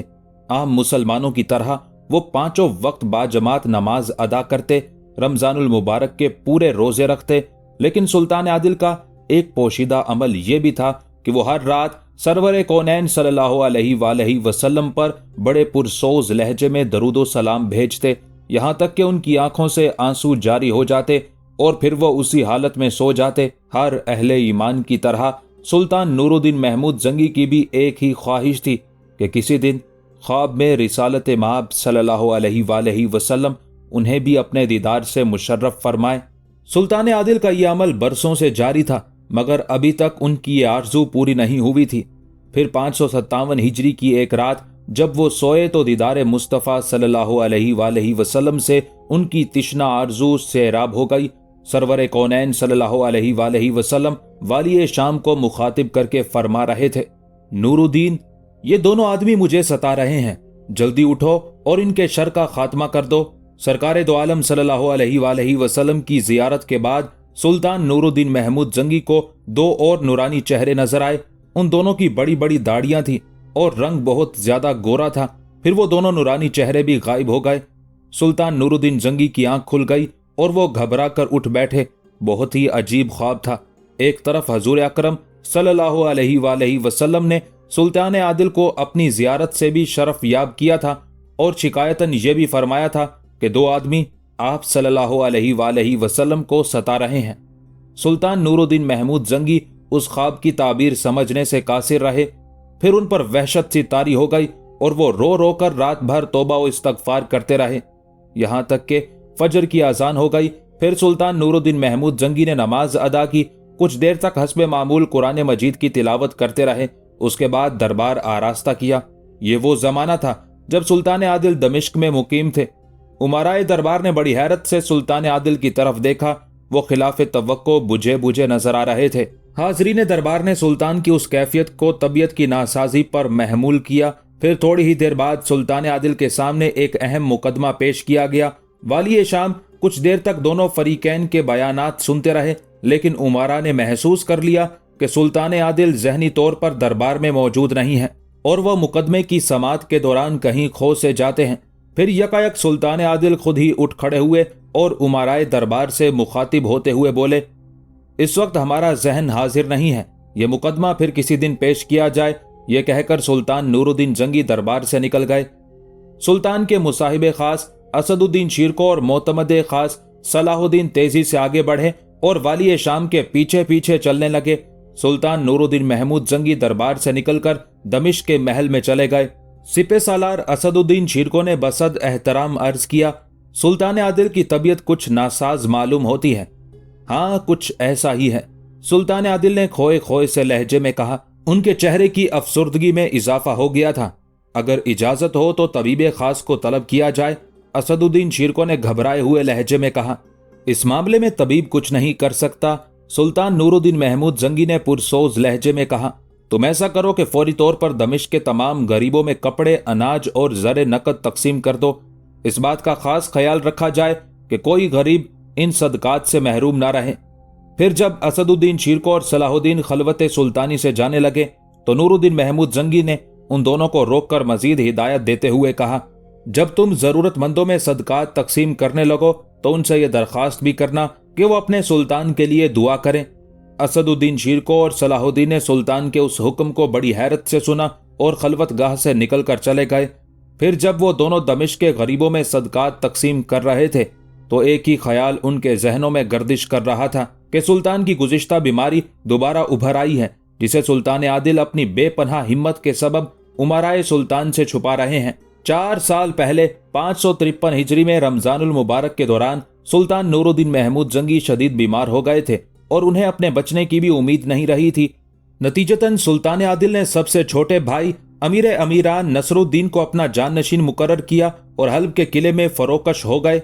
दमिश्क से असदुद्दीन शीरको को तलब किया और उसे नसरुद्दीन का नायब मुकर्रर करते हुए छोटे भाई को वसीयत की, मुसलमान का जीना और मरना सब अल्लाह के लिए है। वो इक्तदार मुबारक है जो अहकाम इलाही के नफाज के लिए हो, और वो ताजो तख्त लानत व हलाकत हैं जो नफ्स की तस्कीन के लिए हो। मैं वालिद मोहतरम की अमानत तुम्हारे सपुर्द करता हूँ। अल्लाह तुम्हें इस अमानत का बोझ उठाने की तौफीक अता फरमाए। मेरी दुआ है कि कयामत के दिन तुम अल्लाह ताला के सामने एक अमीन की हैसियत से पेश हो। अमीर अमीरान नसरुद्दीन बड़े भाई की वसीयत सुनकर रोने लगा। फिर सुल्तान आदिल ने नसरुद्दीन को आखिरी हिदायत देते हुए कहा, तुम असदुद्दीन शीरको को अपना दायां और यूसुफ को अपना बायां बाजू समझना। ये दोनों मेरे मोतमदाने खास हैं। मैं इन्हें बारहा आजमा चुका हूँ। इनकी जहानत और जंगी सलाहियतों पर एतबार करना। अल्लाह तुम्हें हर आजमाइश में साबित कदम रखे। ये कहते कहते सुल्तान नूरुद्दीन महमूद जंगी बेहोश हो गए। अमीर अमीरान नसरुद्दीन कुछ दिन तक बड़े भाई की नसीहत पर कारबंद रहा। फिर उसके नफ्स ने सरकशी इख्तियार की और वह पूरी सल्तनत शाम पर कब्जा करके अपनी खुद मुख्तारी के मंसूबे बनाने लगा। सुल्तान नूरुद्दीन जंगी का छोटा भाई नसरुद्दीन एक दुनियादार नौजवान था। चंद साजिशी उमरा ने खुद मुख्तार हुक्मरानी और ऐशकोशी के ऐसे ख्वाब दिखाए कि नसरुद्दीन उनके फरेब में आ गया। उन उमरा में अमीनुद्दीन, अबुल कासिम, सादुद्दीन उस्मान, हाकिम किला इजुद्दीन और हाजी मोहम्मद बिन जाफरी पेश पेश थे। ये सब के सब बजाते खुद ऐशो इशरत के दिल दादा थे, मगर सुल्तान नूरुद्दीन जंगी की मौजूदगी में अपनी हवस रानियों की तकमील नहीं कर सकते थे। इसलिए उन्होंने सुल्तान आदिल की बीमारी से फायदा उठाते हुए नसरुद्दीन को अपना आला कार बना लिया था। वो दरपर्दा नसरुद्दीन के मुकम्मल इक्तदार के लिए जमीन हमवार कर रहे थे। इत्तेफाक से उन लोगों का एक जासूस गवर्नर हल्ब के सिपाहियों ने पकड़ लिया। फिर जब उसकी तलाशी ली गई तो उसके सामान से एक खत बरामद हुआ जिसमें साजिशी उमरा ने अमीर अमीरान नसरुद्दीन को दमिश्क पर कब्जा करने की तरगीब दी थी। गवर्नर हल्ब ने एक लम्हा जाया किए बगैर वो खत सुल्तान नूरुद्दीन जंगी की खिदमत में भेज दिया। सुल्तान आदिल ने फौरन ही तमाम साजिशी उमरा की गिरफ्तारी का हुक्म जारी कर दिया। अमीर सादुद्दीन तो रूपोश हो गया, मगर अमीनुद्दीन, इजुद्दीन और मोहम्मद बिन जाफरी को जंजीरें पहनाकर सुल्तान आदिल के सामने पेश कर दिया गया। वो तीनों उमारा अपने जुर्म का एतराफ करके माफी के ख्वास्तगार हुए। सुल्तान नूरुद्दीन महमूद जंगी ने फराख दिली का मुजाहिरा करते हुए उन तीनों उमारा को माफ कर दिया। इसी दौरान में खबर मिली कि नसरुद्दीन एक लश्कर जर्रार के साथ दरियाए फुरात अबूर करके दमिश्क की तरफ आ रहा है। असदुद्दीन शीरको ने जबरदस्त होशियारी और बर्क रफ्तारी का मुजाहिरा किया और अपनी फौज लेकर दमिश्क की हदूद से निकला। सलाहुद्दीन भी उसके हमराह था। जब नसरुद्दीन ने असदुद्दीन शीरको की आमद की खबर सुनी तो वो जंग किए बगैर ही वापस लौट गया। फिर जब असदुद्दीन शीरको और सलाहुद्दीन नसरुद्दीन के कजिए से फारिग होकर हल्ब वापस आए तो सुल्तान नूरुद्दीन जंगी ने उन दोनों को बेशबहा खिलतों और इनामात से नवाजा। इस दौरान सुल्तान आदिल भी सेहतयाब हो गए थे। तमाम इलाकों के बाशिंदों ने सुल्तान आदिल की सेहतयाबी का जश्न बड़ी धूमधाम से मनाया। अभी मुश्किल से 5-6 माह ही गुजरे थे कि सुल्तान नूरुद्दीन जंगी पर दोबारा बीमारी का शदीद हमला हुआ। यहाँ तक कि सुल्तान आदिल चलने फिरने से भी माजूर हो गए। शदीद नकाहत के बाइस बार बार गशी के दौरे पड़ते थे और हल्की से हल्की गिजा भी हजम नहीं होती थी। तमाम तबीबान खास ने बड़ी राजदारी के साथ मोतमद अमीरों को बता दिया था कि सुल्तान आदिल चंद दिनों के मेहमान हैं। खुद सुल्तान नूरुद्दीन जंगी को भी अपनी शदीद बीमारी का एहसास था, इसलिए उन्होंने खास उमारा का इजलास तलब कर लिया। अपने दूसरे छोटे भाई कुतुबुद्दीन मौदूद को भी बुला लिया जो उस वक्त मौसल का हाकिम था। मेरे अजीज साथियों, तुम सब पर अल्लाह की सलामती हो। ज़ौफ़ व नातवानी से सुल्तान नूरुद्दीन जंगी की आवाज कांप रही थी, मगर चेहरे पर मर्द मोमिन का वही जलाल था जिससे कुफ्फार के दिल लरसते थे। अब ऐसे आसार हैं कि मैं शायद ही इस बीमारी से जामबर हो सकूं, इसलिए मेरी आखिरी वसीयत बागौर सुन लो।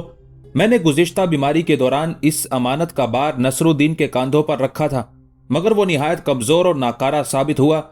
अब मैं तुम्हें ताकीद करता हूं कि मेरे बाद कुतुबुद्दीन मौदूद के हाथ पर बैत कर लेना। मेरी नज़र में इसके अखलाक व आदात पसंदीदा हैं और इसके दिल में दुश्मनाने इस्लाम के खिलाफ जिहाद का जज्बा भी मौजूद है। कमरे में मौजूद तमाम उमरा ने सुल्तान आदिल की वसीयत पर अमल पैरा होने का हलफ उठाया। फिर कुछ दिन बाद मोजज़ाती तौर पर सुल्तान नूरुद्दीन महमूद जंगी शिफा याब हो गए। जब सुल्तान की बीमारी की खबरें सलीबियों के इलाकों में पहुंची तो कुस्तुनतुनिया और फ्रांस के बादशाहों ने मुत्तहिद होकर नूरुद्दीन जंगी के मकबूजात की तरफ बढ़ना शुरू किया। उन दोनों का ख्याल था कि वो सुल्तान की बीमारी के सबब उसके कई इलाकों पर आसानी के साथ कब्जा कर लेंगे, मगर उस वक्त शाह रोम और शाह फ्रांस की हैरत की कोई इंतहा नहीं रही जब उन दोनों ने सुल्तान नूरुद्दीन महमूद जंगी को अपने लश्कर जर्रार के साथ बनफ्से नफीस मैदान जंग में मौजूद पाया। ये नाकाबिले यकीन मंजर देखकर दोनों सलीबी बादशाह हैरत ज़दा रह गए। फिर वो जंग से गुरेज के बहाने तलाश करने लगे। रोम के बादशाह ने फौरी तौर पर अपने सफीर को एक खत देकर सुल्तान नूरुद्दीन महमूद जंगी की खिदमत में भेजा। उस खत में तहरीर था, सुल्तान को मालूम होना चाहिए कि हम जंगो जिदाल की नीयत से आपके इलाकों की तरफ नहीं आए हैं। हमारी आमद का मकसद सिर्फ इतना है कि जो ईसाई फौजी आपकी कैद में हैं उन्हें रिहाई दिलाकर अपने साथ वापिस ले जाएं। उनके बदले में हम मुनासिब फिदिया देने के लिए तैयार हैं। सुल्तान नूरुद्दीन महमूद जंगी शाह रोम का खत पढ़कर मुस्कुराए। सलीबियों और ईसाइयों की मक्कारियों का जिस कदर अंदाजा सुल्तान आदिल को था उतना किसी दूसरे मुसलमान हुक्मरान को नहीं था। सुल्तान आदिल ने उस सियासी सूरत हाल से भरपूर फायदा उठाया और ईसाई जंगी कैदियों के बदले में फिदिये की इतनी बड़ी रकम तलब की जो दोनों सलीबी बादशाहों के अंदाजों से कहीं ज्यादा थी। शाह रोम सुल्तान नूरुद्दीन महमूद जंगी का मुतालबा सुनकर परेशान हो गया। उसने फौरी तौर पर अपने कासिद को दूसरा खत देकर सुल्तान आदिल के पास भेजा। खत में तहरीर था कि फिदिये की रकम नामुनासिब है। सुल्तान आदिल ने शाह रोम के जवाब में खत लिखा जिसके एक एक हर्फ से जलालो जबरूत का इजहार हो रहा था। शाह रोम पर यह हकीकत वाज़े हो जाना चाहिए कि सवाली तुम हो, मैं नहीं। इस मामले में तुम्हारी हैसियत बहुत कमजोर है और कमजोर को यह हक नहीं पहुंचता कि वो गालिब व तावाना शख्स के सामने बहस व मुबाहिसा करे। सुल्तान आदिल ने यह खत बहुत गौर व फिक्र के बाद तहरीर किया था ताकि दुश्मनों पर मुसलमानों की हैबत कायम हो जाए, और फिर वही हुआ। शाह रोम और शाह फ्रांस वाली शाम का खत पढ़कर सख्त गजबनाक हुए, मगर उनका यह गुस्सा कहरे दरवेश बर जाने दरवेश के मिसदाक था। अब उनके सामने दो ही सूरतें थी, या तो सुल्तान नूरुद्दीन महमूद जंगी का मतलूबा ज़र्र फिदिया अदा करें या फिर जंग के लिए आमादा हो जाएं। सलीबी बादशाहों में सुल्तान आदिल से बराह रास्त जंग करने का हौसला नहीं था। वो तो वाली शाम की शदीद बीमारी से फायदा उठाने के लिए चोरों और कज़ाकों की तरह चले आए थे। फिर जब उन्होंने सूरत हाल को यकसर तब्दील पाया तो उन्होंने खुला हुआ झूठ बोला कि वो अपने कैदियों को लेने आए हैं। अब उस झूठ को सच साबित करने की एक ही सूरत थी कि सुल्तान नूरुद्दीन महमूद जंगी का मुतालबा पूरा करें। आखिर शाह रोम और शाह फ्रांस ने मिलकर सलीबी कैदियों के बदले में फिदिये की बहुत बड़ी रकम अदा की और वापस चले गए। सलीबी इत्तेहादी फौजों के जाने के बाद सुल्तान नूरुद्दीन महमूद जंगी अपने सबसे छोटे भाई अमीर अमीरान नसरुद्दीन की तरफ मुतवज्जे हुए, जिसने सुल्तान आदिल की अलालत से फायदा उठाते हुए सरकशी इख्तियार की थी और हारान पर कब्जा कर लिया था। फिर जैसे ही नसरुद्दीन को सुल्तान के आने की खबर मिली तो अपने बीवी बच्चों को किले में छोड़कर तने तनहा फरार हो गया। सुल्तान नूरुद्दीन महमूद जंगी ने बड़ी मोहब्बत और हिफाजत के साथ जर्रे कसीर देकर अपनी भावज भतीजों और भतीजियों को नसरुद्दीन के पास भेज दिया।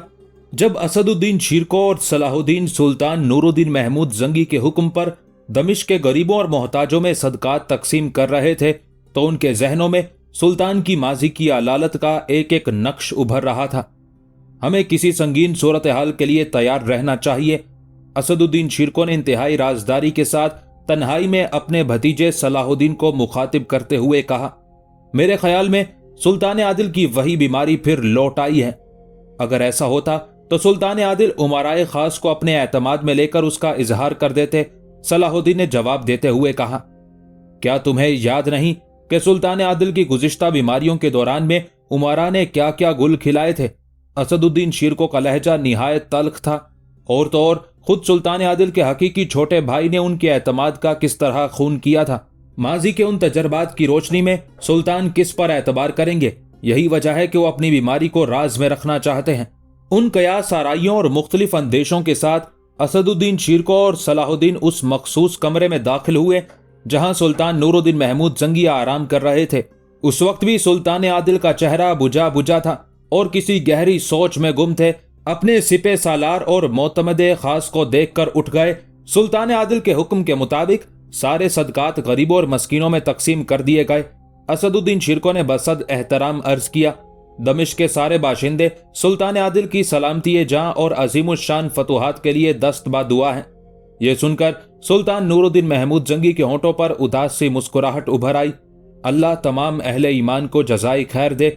मुझ नातवा को जिस कदर फतुहात हासिल हुई वो सब उसी कादर मुतलक के रहमो करम का सदका थी। अब तो बस एक ही आरजू है कि बैतुल मुकद्दस में हाजिर होकर खुतबा दूं और अपने अल्लाह की किबरियाई बयान करता हुआ रुखसत हो जाऊं। वो दिन भी जरूर आएगा सुल्तान आदिल, सलाहुद्दीन ने किसी कदर पुरजोश लहजे में कहा। मुझे यकीन है कि अल्लाह ताला आपको इस सादत से भी महरूम नहीं रखेगा। ये तो वही जानता है कि कौन बामुराद होगा और महरूमी किसका मुकद्दर बनेगी। सुल्तान नूरुद्दीन महमूद जंगी का लहजा कुछ और उदास हो गया था। अब आपकी तबीयत कैसी है? सुल्तान की उस मायूसाना गुफ्तगू से असदुद्दीन शिरको की तशवीश बढ़ गई थी। हमारी गुजारिश है कि आप इस सिलसिले में किसी किस्म की कोताही ना बरतें और बिला ताखिर तबीबाने खास से मशवरा कर लें, वरना हम जिंदगी भर ये सोचकर शर्मिंदा रहेंगे कि हमने अपना फर्ज मनसबी अदा नहीं किया। सुल्तान नूरुद्दीन महमूद जंगी ने अपने दोनों मोतमदे खास को मुखातिब करते हुए कहा, तुम मुस्तैदी के साथ अपनी सरहदों की निगरानी करो और सख्ती के साथ बंदगाने खुदा के हकूक अदा करते रहो। मैंने अपना मामला तबीब हकीकी के सपुर्द कर दिया है। वही मेरी बीमारी का जानने वाला है और वही शिफा देने वाला है। असदुद्दीन शिरको और सलाहुद्दीन सुल्तान आदिल के जवाब से मुतमईन नहीं थे। उनके ख्याल में बीमारी के मौके पर दुआ के साथ दवा का जारी रखना भी जरूरी था, मगर वो हाकिम वक्त से मजीद बहस नहीं कर सकते थे। मजबूरन मुख्तलिफ अंदेशों में घिरे हुए खलवत गाहे सुल्तानी से निकल कर चले गए। दूसरी रात आई। सुल्तान नूरुद्दीन महमूद जंगी ने नमाज इशा के बाद हस्बे मामूल सरवर कौनैन सल्लल्लाहु अलैहि वसल्लम की बारगाहे अक़दस में दरूदो सलाम भेजा। इस दौरान सुल्तान आदिल की आंखों से अश्कों का सेले रवां जारी था।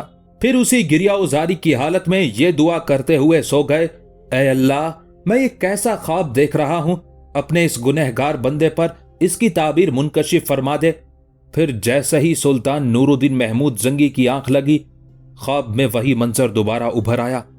रिसालत माब सल्लल्लाहु अलैहि वसल्लम वाली शाम को मुखातिब करके फरमा रहे थे, नूरुद्दीन, ये लोग मुझे बहुत सता रहे हैं, जल्दी उठो और इनके फितना और शर का खात्मा करो। इतना फरमाकर सरकार दो आलम सल्लल्लाहु अलैहि वसल्लम वापिस तशरीफ ले गए। उसके बाद ख्वाब में दूसरा मंजर उभरा वही दो नूरानी चेहरे, लंबी लंबी सफेद अबाएं, सफेद दाढ़ियां, वही दिलकश खदोखाल जिनसे इंतहाई मासूमियत झलक रही थी। फिर कुछ देर बाद वो दोनों चेहरे भी गायब हो गए।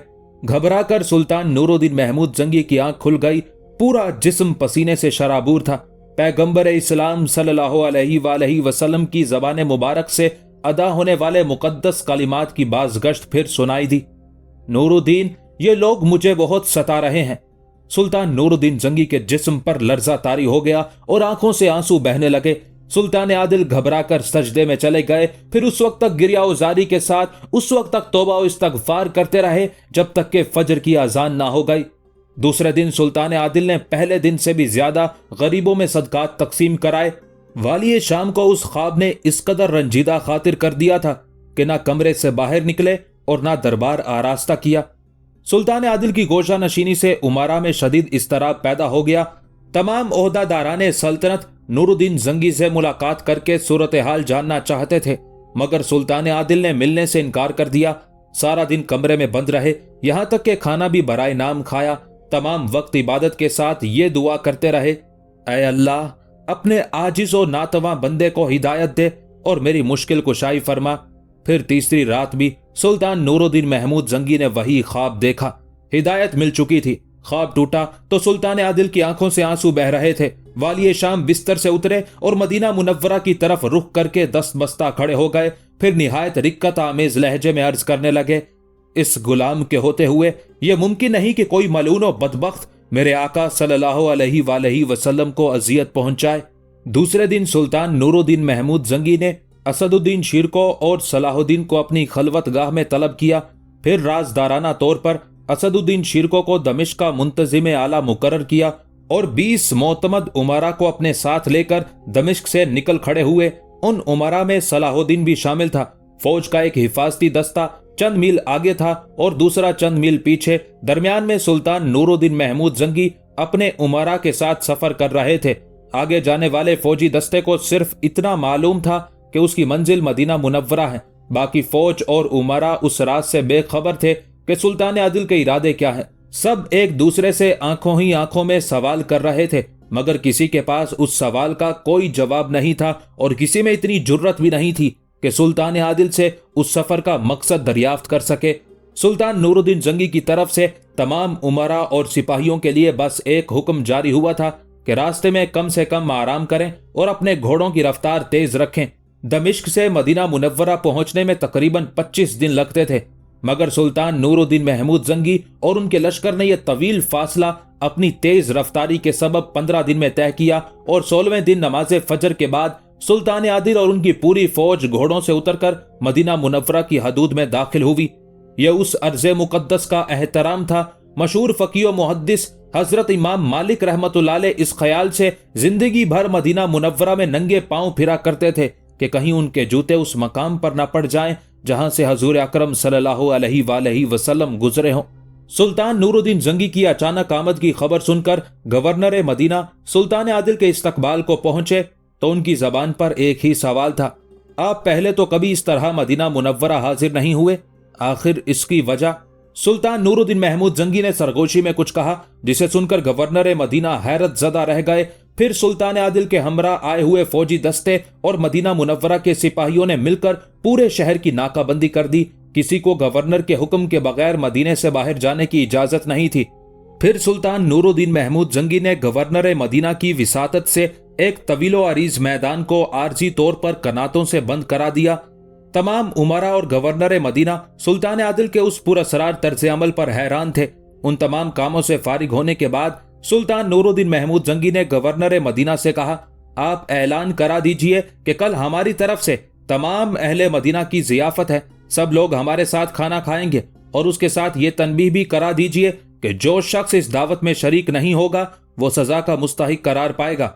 थोड़ी देर बाद गवर्नर मदीना के हरकारे गली गली कूचे कूचे ये ऐलान करने लगे। बड़ा अजीब ऐलान था। तमाम अहले मदीना हैरत ज़दा रह गए, मगर उस हैरत के साथ उन्हें मुसर्रत भी थी कि वो सुल्तान नूरुद्दीन महमूद जंगी जैसे नेक सीरत हुक्मरान की दावत में शरीक होंगे। फिर दूसरे दिन जब तवीलो अरीज मैदान मकामी बाशिंदों से भर गया तो इंतहाई पुरतकल्लुफ और लजीज खानों से मेहमानों की तवाज़ो की गई। इस दौरान सुल्तान नूरुद्दीन महमूद जंगी अपने उमरा, गवर्नर और दूसरे अफसराने मदीना के साथ दरवाजे पर खड़े हो गए। जो शख्स खाने से फारिग हो जाता वो उसी दरवाजे से बाहर आता। सुल्तान आदिल उस शख्स को बहुत गौर से देखते, फिर जाने की इजाजत दे देते। दरवाजे पर मौजूद तमाम उमरा और मदीना मुनव्वरा के तमाम छोटे बड़े सरकारी अफसर हैरान थे कि आखिर सुल्तान नूरुद्दीन महमूद जंगी को किसकी तलाश है। फिर जब दावत का आखिरी मेहमान भी खाना खाकर चला गया तो सुल्तान आदिल ने बड़ी मायूसी से अपने सर को जुम्बिश दी। इनमें से तो कोई भी नहीं। सुल्तान नूरुद्दीन महमूद जंगी के लहजे से इंतहाई उदासी झलक रही थी और वो चेहरे से बहुत ज्यादा परेशान नजर आ रहे थे।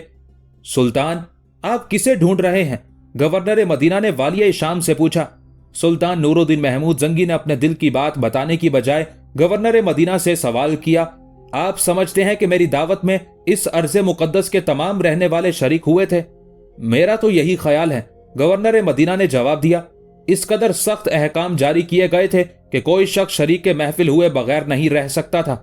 गवर्नर मदीना का जवाब सुनकर सुल्तान नूरुद्दीन महमूद जंगी बहुत ज्यादा परेशान नजर आ रहे थे। दीगर अफराद भी एक अजीब सी फिक्र में मुब्तला थे कि अचानक मदीना मुनव्वरा के एक इंतजामी अफसर ने सुल्तान आदिल को मुखातिब करते हुए कहा, सिर्फ 2 अफराद इस दावत में शरीक नहीं हुए थे। सुल्तान नूरुद्दीन महमूद जंगी ने घबरा कर उस शख्स से पूछा, वो दोनों कौन हैं? सुल्तान मोहतरम, वो दोनों निहायत आबिद व जाहिद इंसान हैं, मदीना मुनव्वरा के इंतजामी अफसर ने जवाब देते हुए कहा। वो दोनों तारिकुद दुनिया लोग हैं, दिन रात इबादत में मसरूफ रहते हैं। किसी दावत में शरीक होना तो बड़ी बात है, वो लोगों से मिलना भी गवारा नहीं करते। अगर उन्हें कुछ वक्त मिलता है तो जन्नतुल बकी में लोगों को पानी पिलाते हैं। उन दोनों नादीदा अफराद का जिक्र सुनकर सुल्तान नूरुद्दीन महमूद जंगी के चेहरे पर इत्मीनान व आसूदगी का रंग उभर आया। फिर सुल्तान आदिल ने गवर्नर मदीना से कहा कि उन दोनों को सरे दरबार पेश किया जाए। फिर जब वो दोनों आबिद व जाहिद इंसान सरे दरबार लाए गए तो सुल्तान नूरुद्दीन महमूद जंगी ने एक नजर में उन्हें पहचान लिया। ये वही दोनों थे जिनके चेहरे सुल्तान आदिल को 3 बार ख्वाब में दिखाए गए थे और सरकार दो आलम सल्लल्लाहु अलैहि वसल्लम ने उन्हीं के बारे में फरमाया था कि ये लोग मुझे बहुत सता रहे हैं।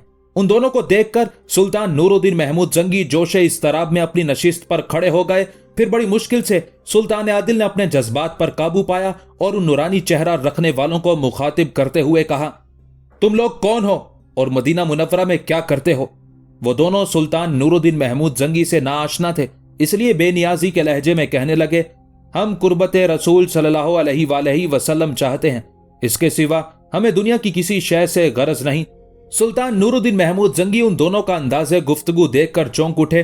फिर सुल्तान आदिल ने सख्त लहजे में उन्हें मुखातिब करते हुए कहा, तुम अपने बयान की वजाहत करो कि आखिर किस तरह रसूलुल्लाह सल्लल्लाहु अलैहि वसल्लम की कुर्बत तलाश करते हो। उन दोनों ने उसी बेनियाजाना लहजे में जवाब देते हुए कहा, हमने रोज़ा रसूल सल्लल्लाहु अलैहि वसल्लम के करीब किराए पर मकान ले लिया है, उसी में दिन रात इबादत करते रहते हैं, या फिर गुम्बत रसूल सल्लल्लाहु अलैहि वसल्लम की जियारत करते हैं ताकि कल्बो नजर को सुकून हासिल हो।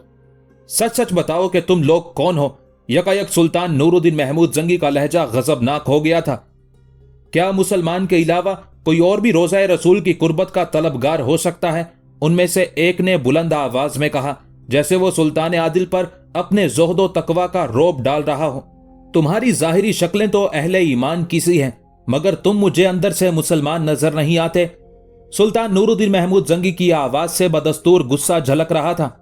एक मुसलमान को जेब नहीं देता कि वो दूसरे मुसलमान के ईमान पर शक करे। दूसरे शख्स ने इंतहाई नागवार लहजे में कहा, दिलों और नियतों का हाल तो सिर्फ अल्लाह ही जानता है।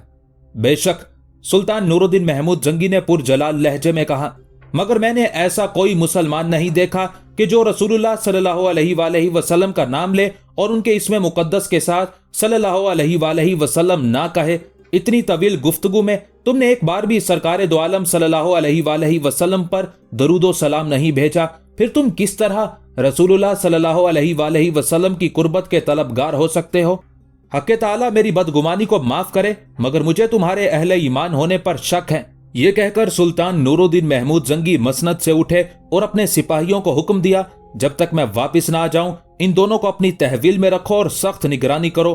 फिर सुल्तान नूरुद्दीन महमूद जंगी अपने उमरा, गवर्नर मदीना और दीगर मकामी अफसरों के साथ उस मकान पर पहुंचे جہاں وہ دونوں عابد و زاہد انسان دن رات عبادت کیا کرتے تھے۔ یہ ایک چھوٹا سا مکان تھا جس میں موجود مختصر سا سامان مکینوں کی زہدانہ زندگی کی گواہی دے رہا تھا۔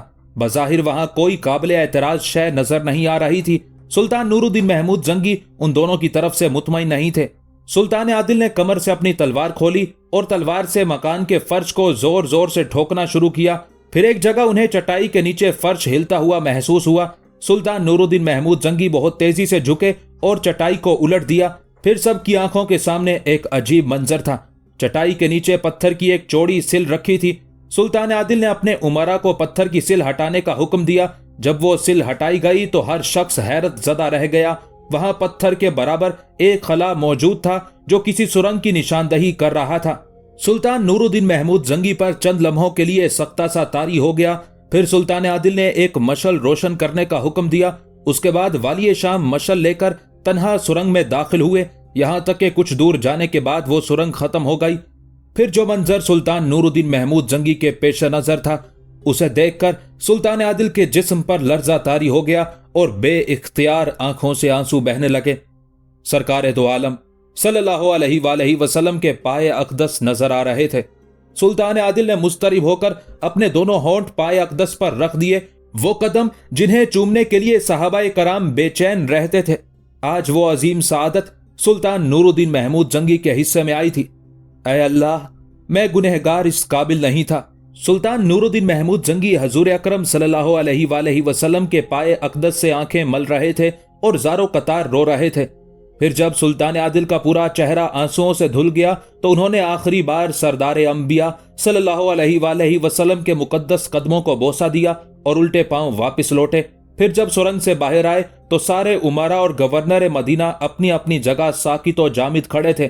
پھر جب ان لوگوں نے سلطان نور الدین محمود زنگی کی سرخ آنکھیں اور آنسوؤں سے بھیگا ہوا چہرہ دیکھا تو پریشان نظر آنے لگے۔ پھر گورنر مدینہ کے استفسار پر سلطان عادل نے بس اتنا ہی بتایا کہ وہ دونوں شیطان سرنگ کھود کر میرے آقا صلی اللہ علیہ وآلہ وسلم کے مقدس قدموں تک پہنچ گئے تھے۔ یہ سن کر تمام لوگوں کا خون کھول اٹھا، مگر سلطان نور الدین محمود زنگی نے انہیں ضبط و تحمل کی تلقین کی اور دوبارہ مجرموں کو اپنے روبرو طلب کر لیا۔ اب ان کے لیے کوئی راہ فرار نہیں تھی، مجبوراً انہیں اعتراف کرنا پڑا۔ اے سلطان، ہم یہودی ہیں اور اپنی قوم کی طرف سے تمہارے رسول کا جسم اطہر چرانے پر مامور ہوئے ہیں۔ ہمارے نزدیک اس سے بڑھ کر کار ثواب کوئی اور نہیں ہے، لیکن افسوس تم نے ہمیں اس وقت گرفتار کر لیا جب ہمارا بہت تھوڑا کام باقی رہ گیا تھا۔ اگر ہمیں 2-3 دن کی مہلت اور مل جاتی تو ہم اپنے مقصد میں کامیاب ہو چکے ہوتے۔ ان دونوں کی ناپاک گفتگو سن کر سلطان نور الدین محمود زنگی شدت غضب سے بے قابو ہو گئے اور چیختے ہوئے ان سفید شیطانوں کو مخاطب کر کے کہنے لگے، تم اپنے ناپاک مقصد میں کس طرح کامیاب ہو سکتے تھے جبکہ تمہاری نقل و حرکت کی نگرانی وہ آنکھ کر رہی تھی جسے کبھی اونگ بھی نہیں آتی۔ یہ کہہ کر سلطان عادل مسند سے اترے، اپنی شمشیر بے نیام کی اور دونوں کے سر قلم کر دیے۔ پھر جب ان شیطانوں کی لاشیں ٹھنڈی ہو گئیں تو سلطان نور الدین محمود زنگی نے دوسرا حکم جاری کیا، ان دونوں کے سر نیزوں پر بلند کر کے ارض مقدس کے گلی کوچوں میں پھراؤ اور تشہیر کرو کہ اہل مدینہ لوگوں کے چہروں اور لباسوں سے دھوکہ نہ کھائیں۔ پھر جب دیار رسول صلی اللہ علیہ وآلہ وسلم کے رہنے والے ان مردودوں پر لعنت بھیج چکے تو سلطان نور الدین محمود زنگی نے آگ جلانے کا حکم دیا۔ یہ آگ ایک وسیع میدان میں جلائی گئی جہاں ہزاروں اہل ایمان یہ عبرتناک منظر دیکھنے کے لیے جمع ہوئے تھے۔ پھر جب آگ کے شعلے بلند ہونے لگے تو سلطان نور الدین محمود زنگی نے ان دونوں عیسائیوں کی لاشیں اپنے ہاتھوں سے اٹھا کر آگ میں ڈال دی۔ پھر جب وہ راکھ ہو گئے تو سلطان عادل نے انہیں مخاطب کرتے ہوئے کہا، یہ آگ تو بجھ گئی مگر وہ آگ کبھی سرد نہیں ہوگی جس کا مزہ تم قیامت میں چکھو گے۔ اس کے بعد سلطان نور الدین محمود زنگی نے پورے مدینہ منورہ کا طواف کیا۔ سلطان عادل ارض مقدس کے ہر گلی کوچے سے گزرے، آنکھیں اشک برسا رہی تھی اور زبان سے بس ایک ہی کلمہ جاری تھا، میرے آقا، میں اپنی قسمت پر نازا ہوں کہ آپ نے اس خدمت کے لیے غلام کو منتخب فرمایا۔ طواف مدینہ کے بعد سلطان نور الدین محمود زنگی نے ارض مقدس کے باشندوں میں عطیات تقسیم کیے۔ پھر سلطان عادل نے اپنی نگرانی میں روضہ اطہر کے چاروں طرف اتنی گہری خندق کھدوائی کہ پانی نکل آیا۔ پھر اس خندق کو سیسے سے بھر دیا گیا۔ یہ سیسے کی دیوار آج بھی حضور اکرم صلی اللہ علیہ وآلہ وسلم کے روضہ اقدس کے گرد موجود ہے اور انشاءاللہ قیامت تک موجود رہے گی۔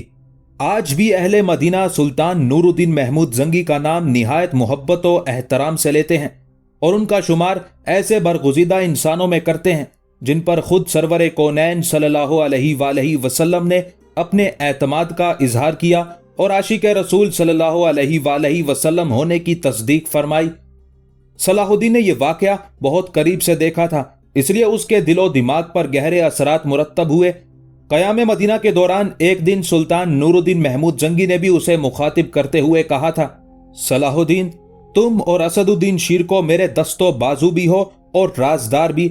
मुझे हक़ ताला ने 2 बार खौफनाक बीमारी से इसलिए निकाला था कि मैं ये मुकद्दस फरीजा अंजाम दे सकूं, मगर इंसान अव्वल व आखिर फानी है, किसी दिन भी सांसों का शुमार खत्म हो सकता है।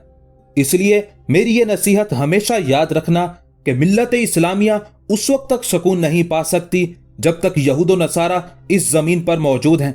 हम फितना व फसाद फैलाना नहीं चाहते, मगर अपनी सरहदों की हिफाजत के लिए हमें मुसलसल जागना होगा ताकि अहले ईमान सुकून की नींद सो सकें।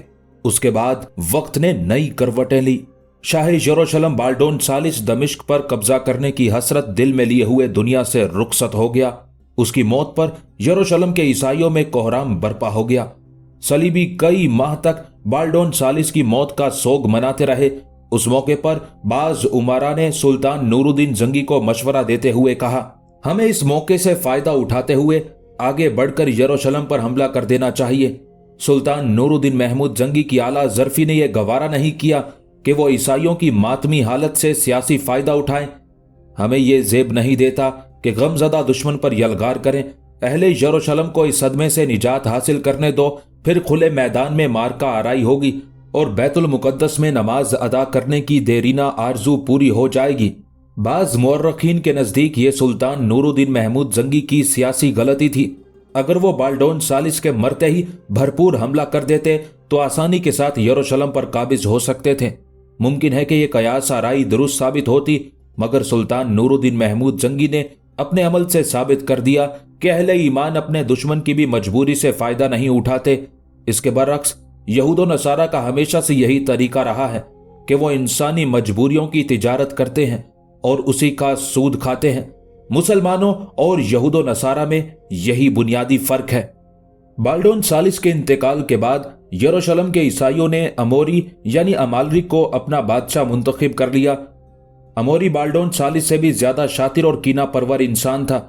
उसने अपनी सियासी बसीरत से अंदाजा कर लिया था कि अगर मिस्र पर कब्जा कर लिया जाए तो दमिश्क और शाम भी बड़ी आसानी से ईसाई सल्तनत के जेर नगी आ सकते हैं और इस तरह मुसलमानों की हुकूमत का खात्मा हो सकता है। ये एक बड़ी गहरी साजिश थी।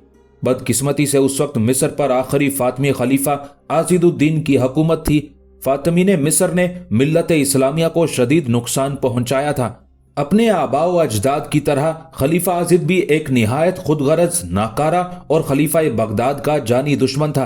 अपनी उन्हीं कमजोरियों के बाइस वो वजीर आजम शावर के हाथों में कठपुतली बना हुआ था और शावर इतना बड़ा ईमान फरोश था कि उसने अपनी वजारत उज़्मा बचाने के लिए शाह यरूशलेम अमोरी से खुफिया मुआहिदा कर लिया था। वो खिराज के तौर पर एक बहुत बड़ी रकम सलीबी हुक्मरान को दिया करता था। फातमी खलीफा आजिद भी चंद रोजा ऐश के लिए उस मुआहिदे पर रजामंद हो गया था, मगर जब शावर ने खलीफा आजिद को कत्ल करके मिस्र का खुद मुख्तार हुक्मरान बनने की मंसूबा साजी का आगाज किया तो खलीफा आजिद ने बदहवास होकर सुल्तान नूरुद्दीन महमूद जंगी को एक तवील खत तहरीर किया। मैं आपकी सलाम दोस्ती का दिल से कायल हूं, इसलिए अल्लाह और उसके रसूल सल्लल्लाहु अलैहि वसल्लम का वास्ता देता हूं कि बिला ताखिर मेरी मदद को आइए और मिस्र को सलीबियों की दराज दस्ती से निजात दिलाइए। सुल्तान नूरुद्दीन महमूद जंगी अल्लाह और रसूल सल्लल्लाहु अलैहि वसल्लम के नाम पर मुस्तरिब हो गए। फौरी तौर पर असदुद्दीन शीर को और सलाहुद्दीन को एक लश्कर जर्रार के साथ मिस्र रवाना किया। शीर को और सलाहुद्दीन ने बड़ी जांबाजी से जंग की और सलीबी फौज को फरार होने पर मजबूर कर दिया। फिर वो दोनों गद्दारे मिल्लत शावर की तरफ मुतवज्जे हुए। शावर मिस्र से फरार होने में तकरीबन कामयाब हो चुका था, मगर सलाहुद्दीन की शाह सवारी काम आई और उसने शावर को जिंदा गिरफ्तार करके मिस्री अमीर इज़ुद्दीन के सामने पेश कर दिया। इज़ुद्दीन ने एक लम्हे की ताखीर किए बगैर शावर का सर काटकर एक बड़े तश्त में रखा और नजर के तौर पर फातमी खलीफा आजिद की खिदमत में पेश कर दिया। شاور کے قتل کی خوشی میں خلیفہ عازد نے ایک عظیم الشان جشن کا اہتمام کیا اور اسی جشن کے اختتام پر اسد الدین شیرکو کو مصر کا وزیر اعظم نامزد کر دیا۔ سلطان نور الدین زنگی اس تقرری سے بے حد خوش ہوئے کہ اس طرح ان کا نہایت معتبر نمائندہ مصر میں موجود رہے گا، مگر اسد الدین شیرکو کو یہ وزارت عظمیٰ راس نہیں آئی۔ 2 مہینے بعد ہی خناق کے عرضے میں اس کا انتقال ہو گیا۔ جب اسد الدین شیرکو کے انتقال کی خبر شام پہنچی تو کچھ دیر کے لیے سلطان نور الدین محمود زنگی پر سقوط کی سی کیفیت طاری ہو گئی۔ پھر اپنے سپہ سالار اعظم کو یاد کر کے کئی دن تک روتے رہے۔ بار بار سلطان عادل کی زبان سے ایک ہی جملہ ادا ہوتا تھا، اب ایسے وفادار دوست شاید ہی نظر آئیں۔ وہ میرا بازو شمشیر زن تھا، حق تعالیٰ اس کی مغفرت کرے اور مجھے صبر جمیل عطا فرمائے۔ اسد الدین شیرکو کی موت کے چند دن بعد خلیفہ عازد نے نوجوان یوسف صلاح الدین کو مصر کا نیا وزیر اعظم نامزد کر دیا۔ یہ اعلان سنتے ہی شام اور مصر کے تجربہ کار امراء حیرت زدہ رہ گئے۔ صلاح الدین کے چچا اسد الدین شیرکو کو مصر کی وزارت عظمیٰ کا ملنا بھی ایک حادثاتی عمل تھا، اور پھر 2 مہینے بعد ہی اس کا مر جانا بھی اس قدر اتفاق اور ناگہانی تھا کہ لوگوں کو یقین ہی نہیں آتا تھا۔ جب صلاح الدین اور شامی فوج کے اہم عہدیدار اسد الدین شیرکو کا جنازہ قبرستان لیے جا رہے تھے تو ان میں سے ہر شخص اپنی جگہ ایک ہی بات سوچ رہا تھا۔ کل تک اس شخص کا نام سن کر دشمن میدان جنگ سے فرار ہو جاتے تھے، اور آج یہی مرد میدان اس قدر بے دست و پا ہے کہ اپنی جگہ سے حرکت بھی نہیں کر سکتا اور آخری آرام گاہ تک جانے کے لیے بھی دوسروں کا محتاج ہے۔ اگرچہ اسد الدین شیرکو کی موت خناق کے مرز میں واقع ہوئی تھی، مگر مصر کے کچھ خاص لوگ اسد الدین شیرکو کی موت کو غیر طبیعی سمجھتے تھے۔ ان کے خیال کے مطابق مصر کے نئے وزیر اعظم کو حکیم باریتون نے کوئی ایسی دوا دے دی تھی کہ جس کے اثر سے اسد الدین شیرکو کا دم گھٹ گیا تھا اور وہ دار فانی سے کوچ کر گیا تھا۔ ان لوگوں کے خیال میں اسد الدین شیرکو کو راستے سے ہٹانا بہت ضروری تھا، کیونکہ وہ ایک مایا ناز سپہ سالار ہی نہیں، سچا مسلمان بھی تھا۔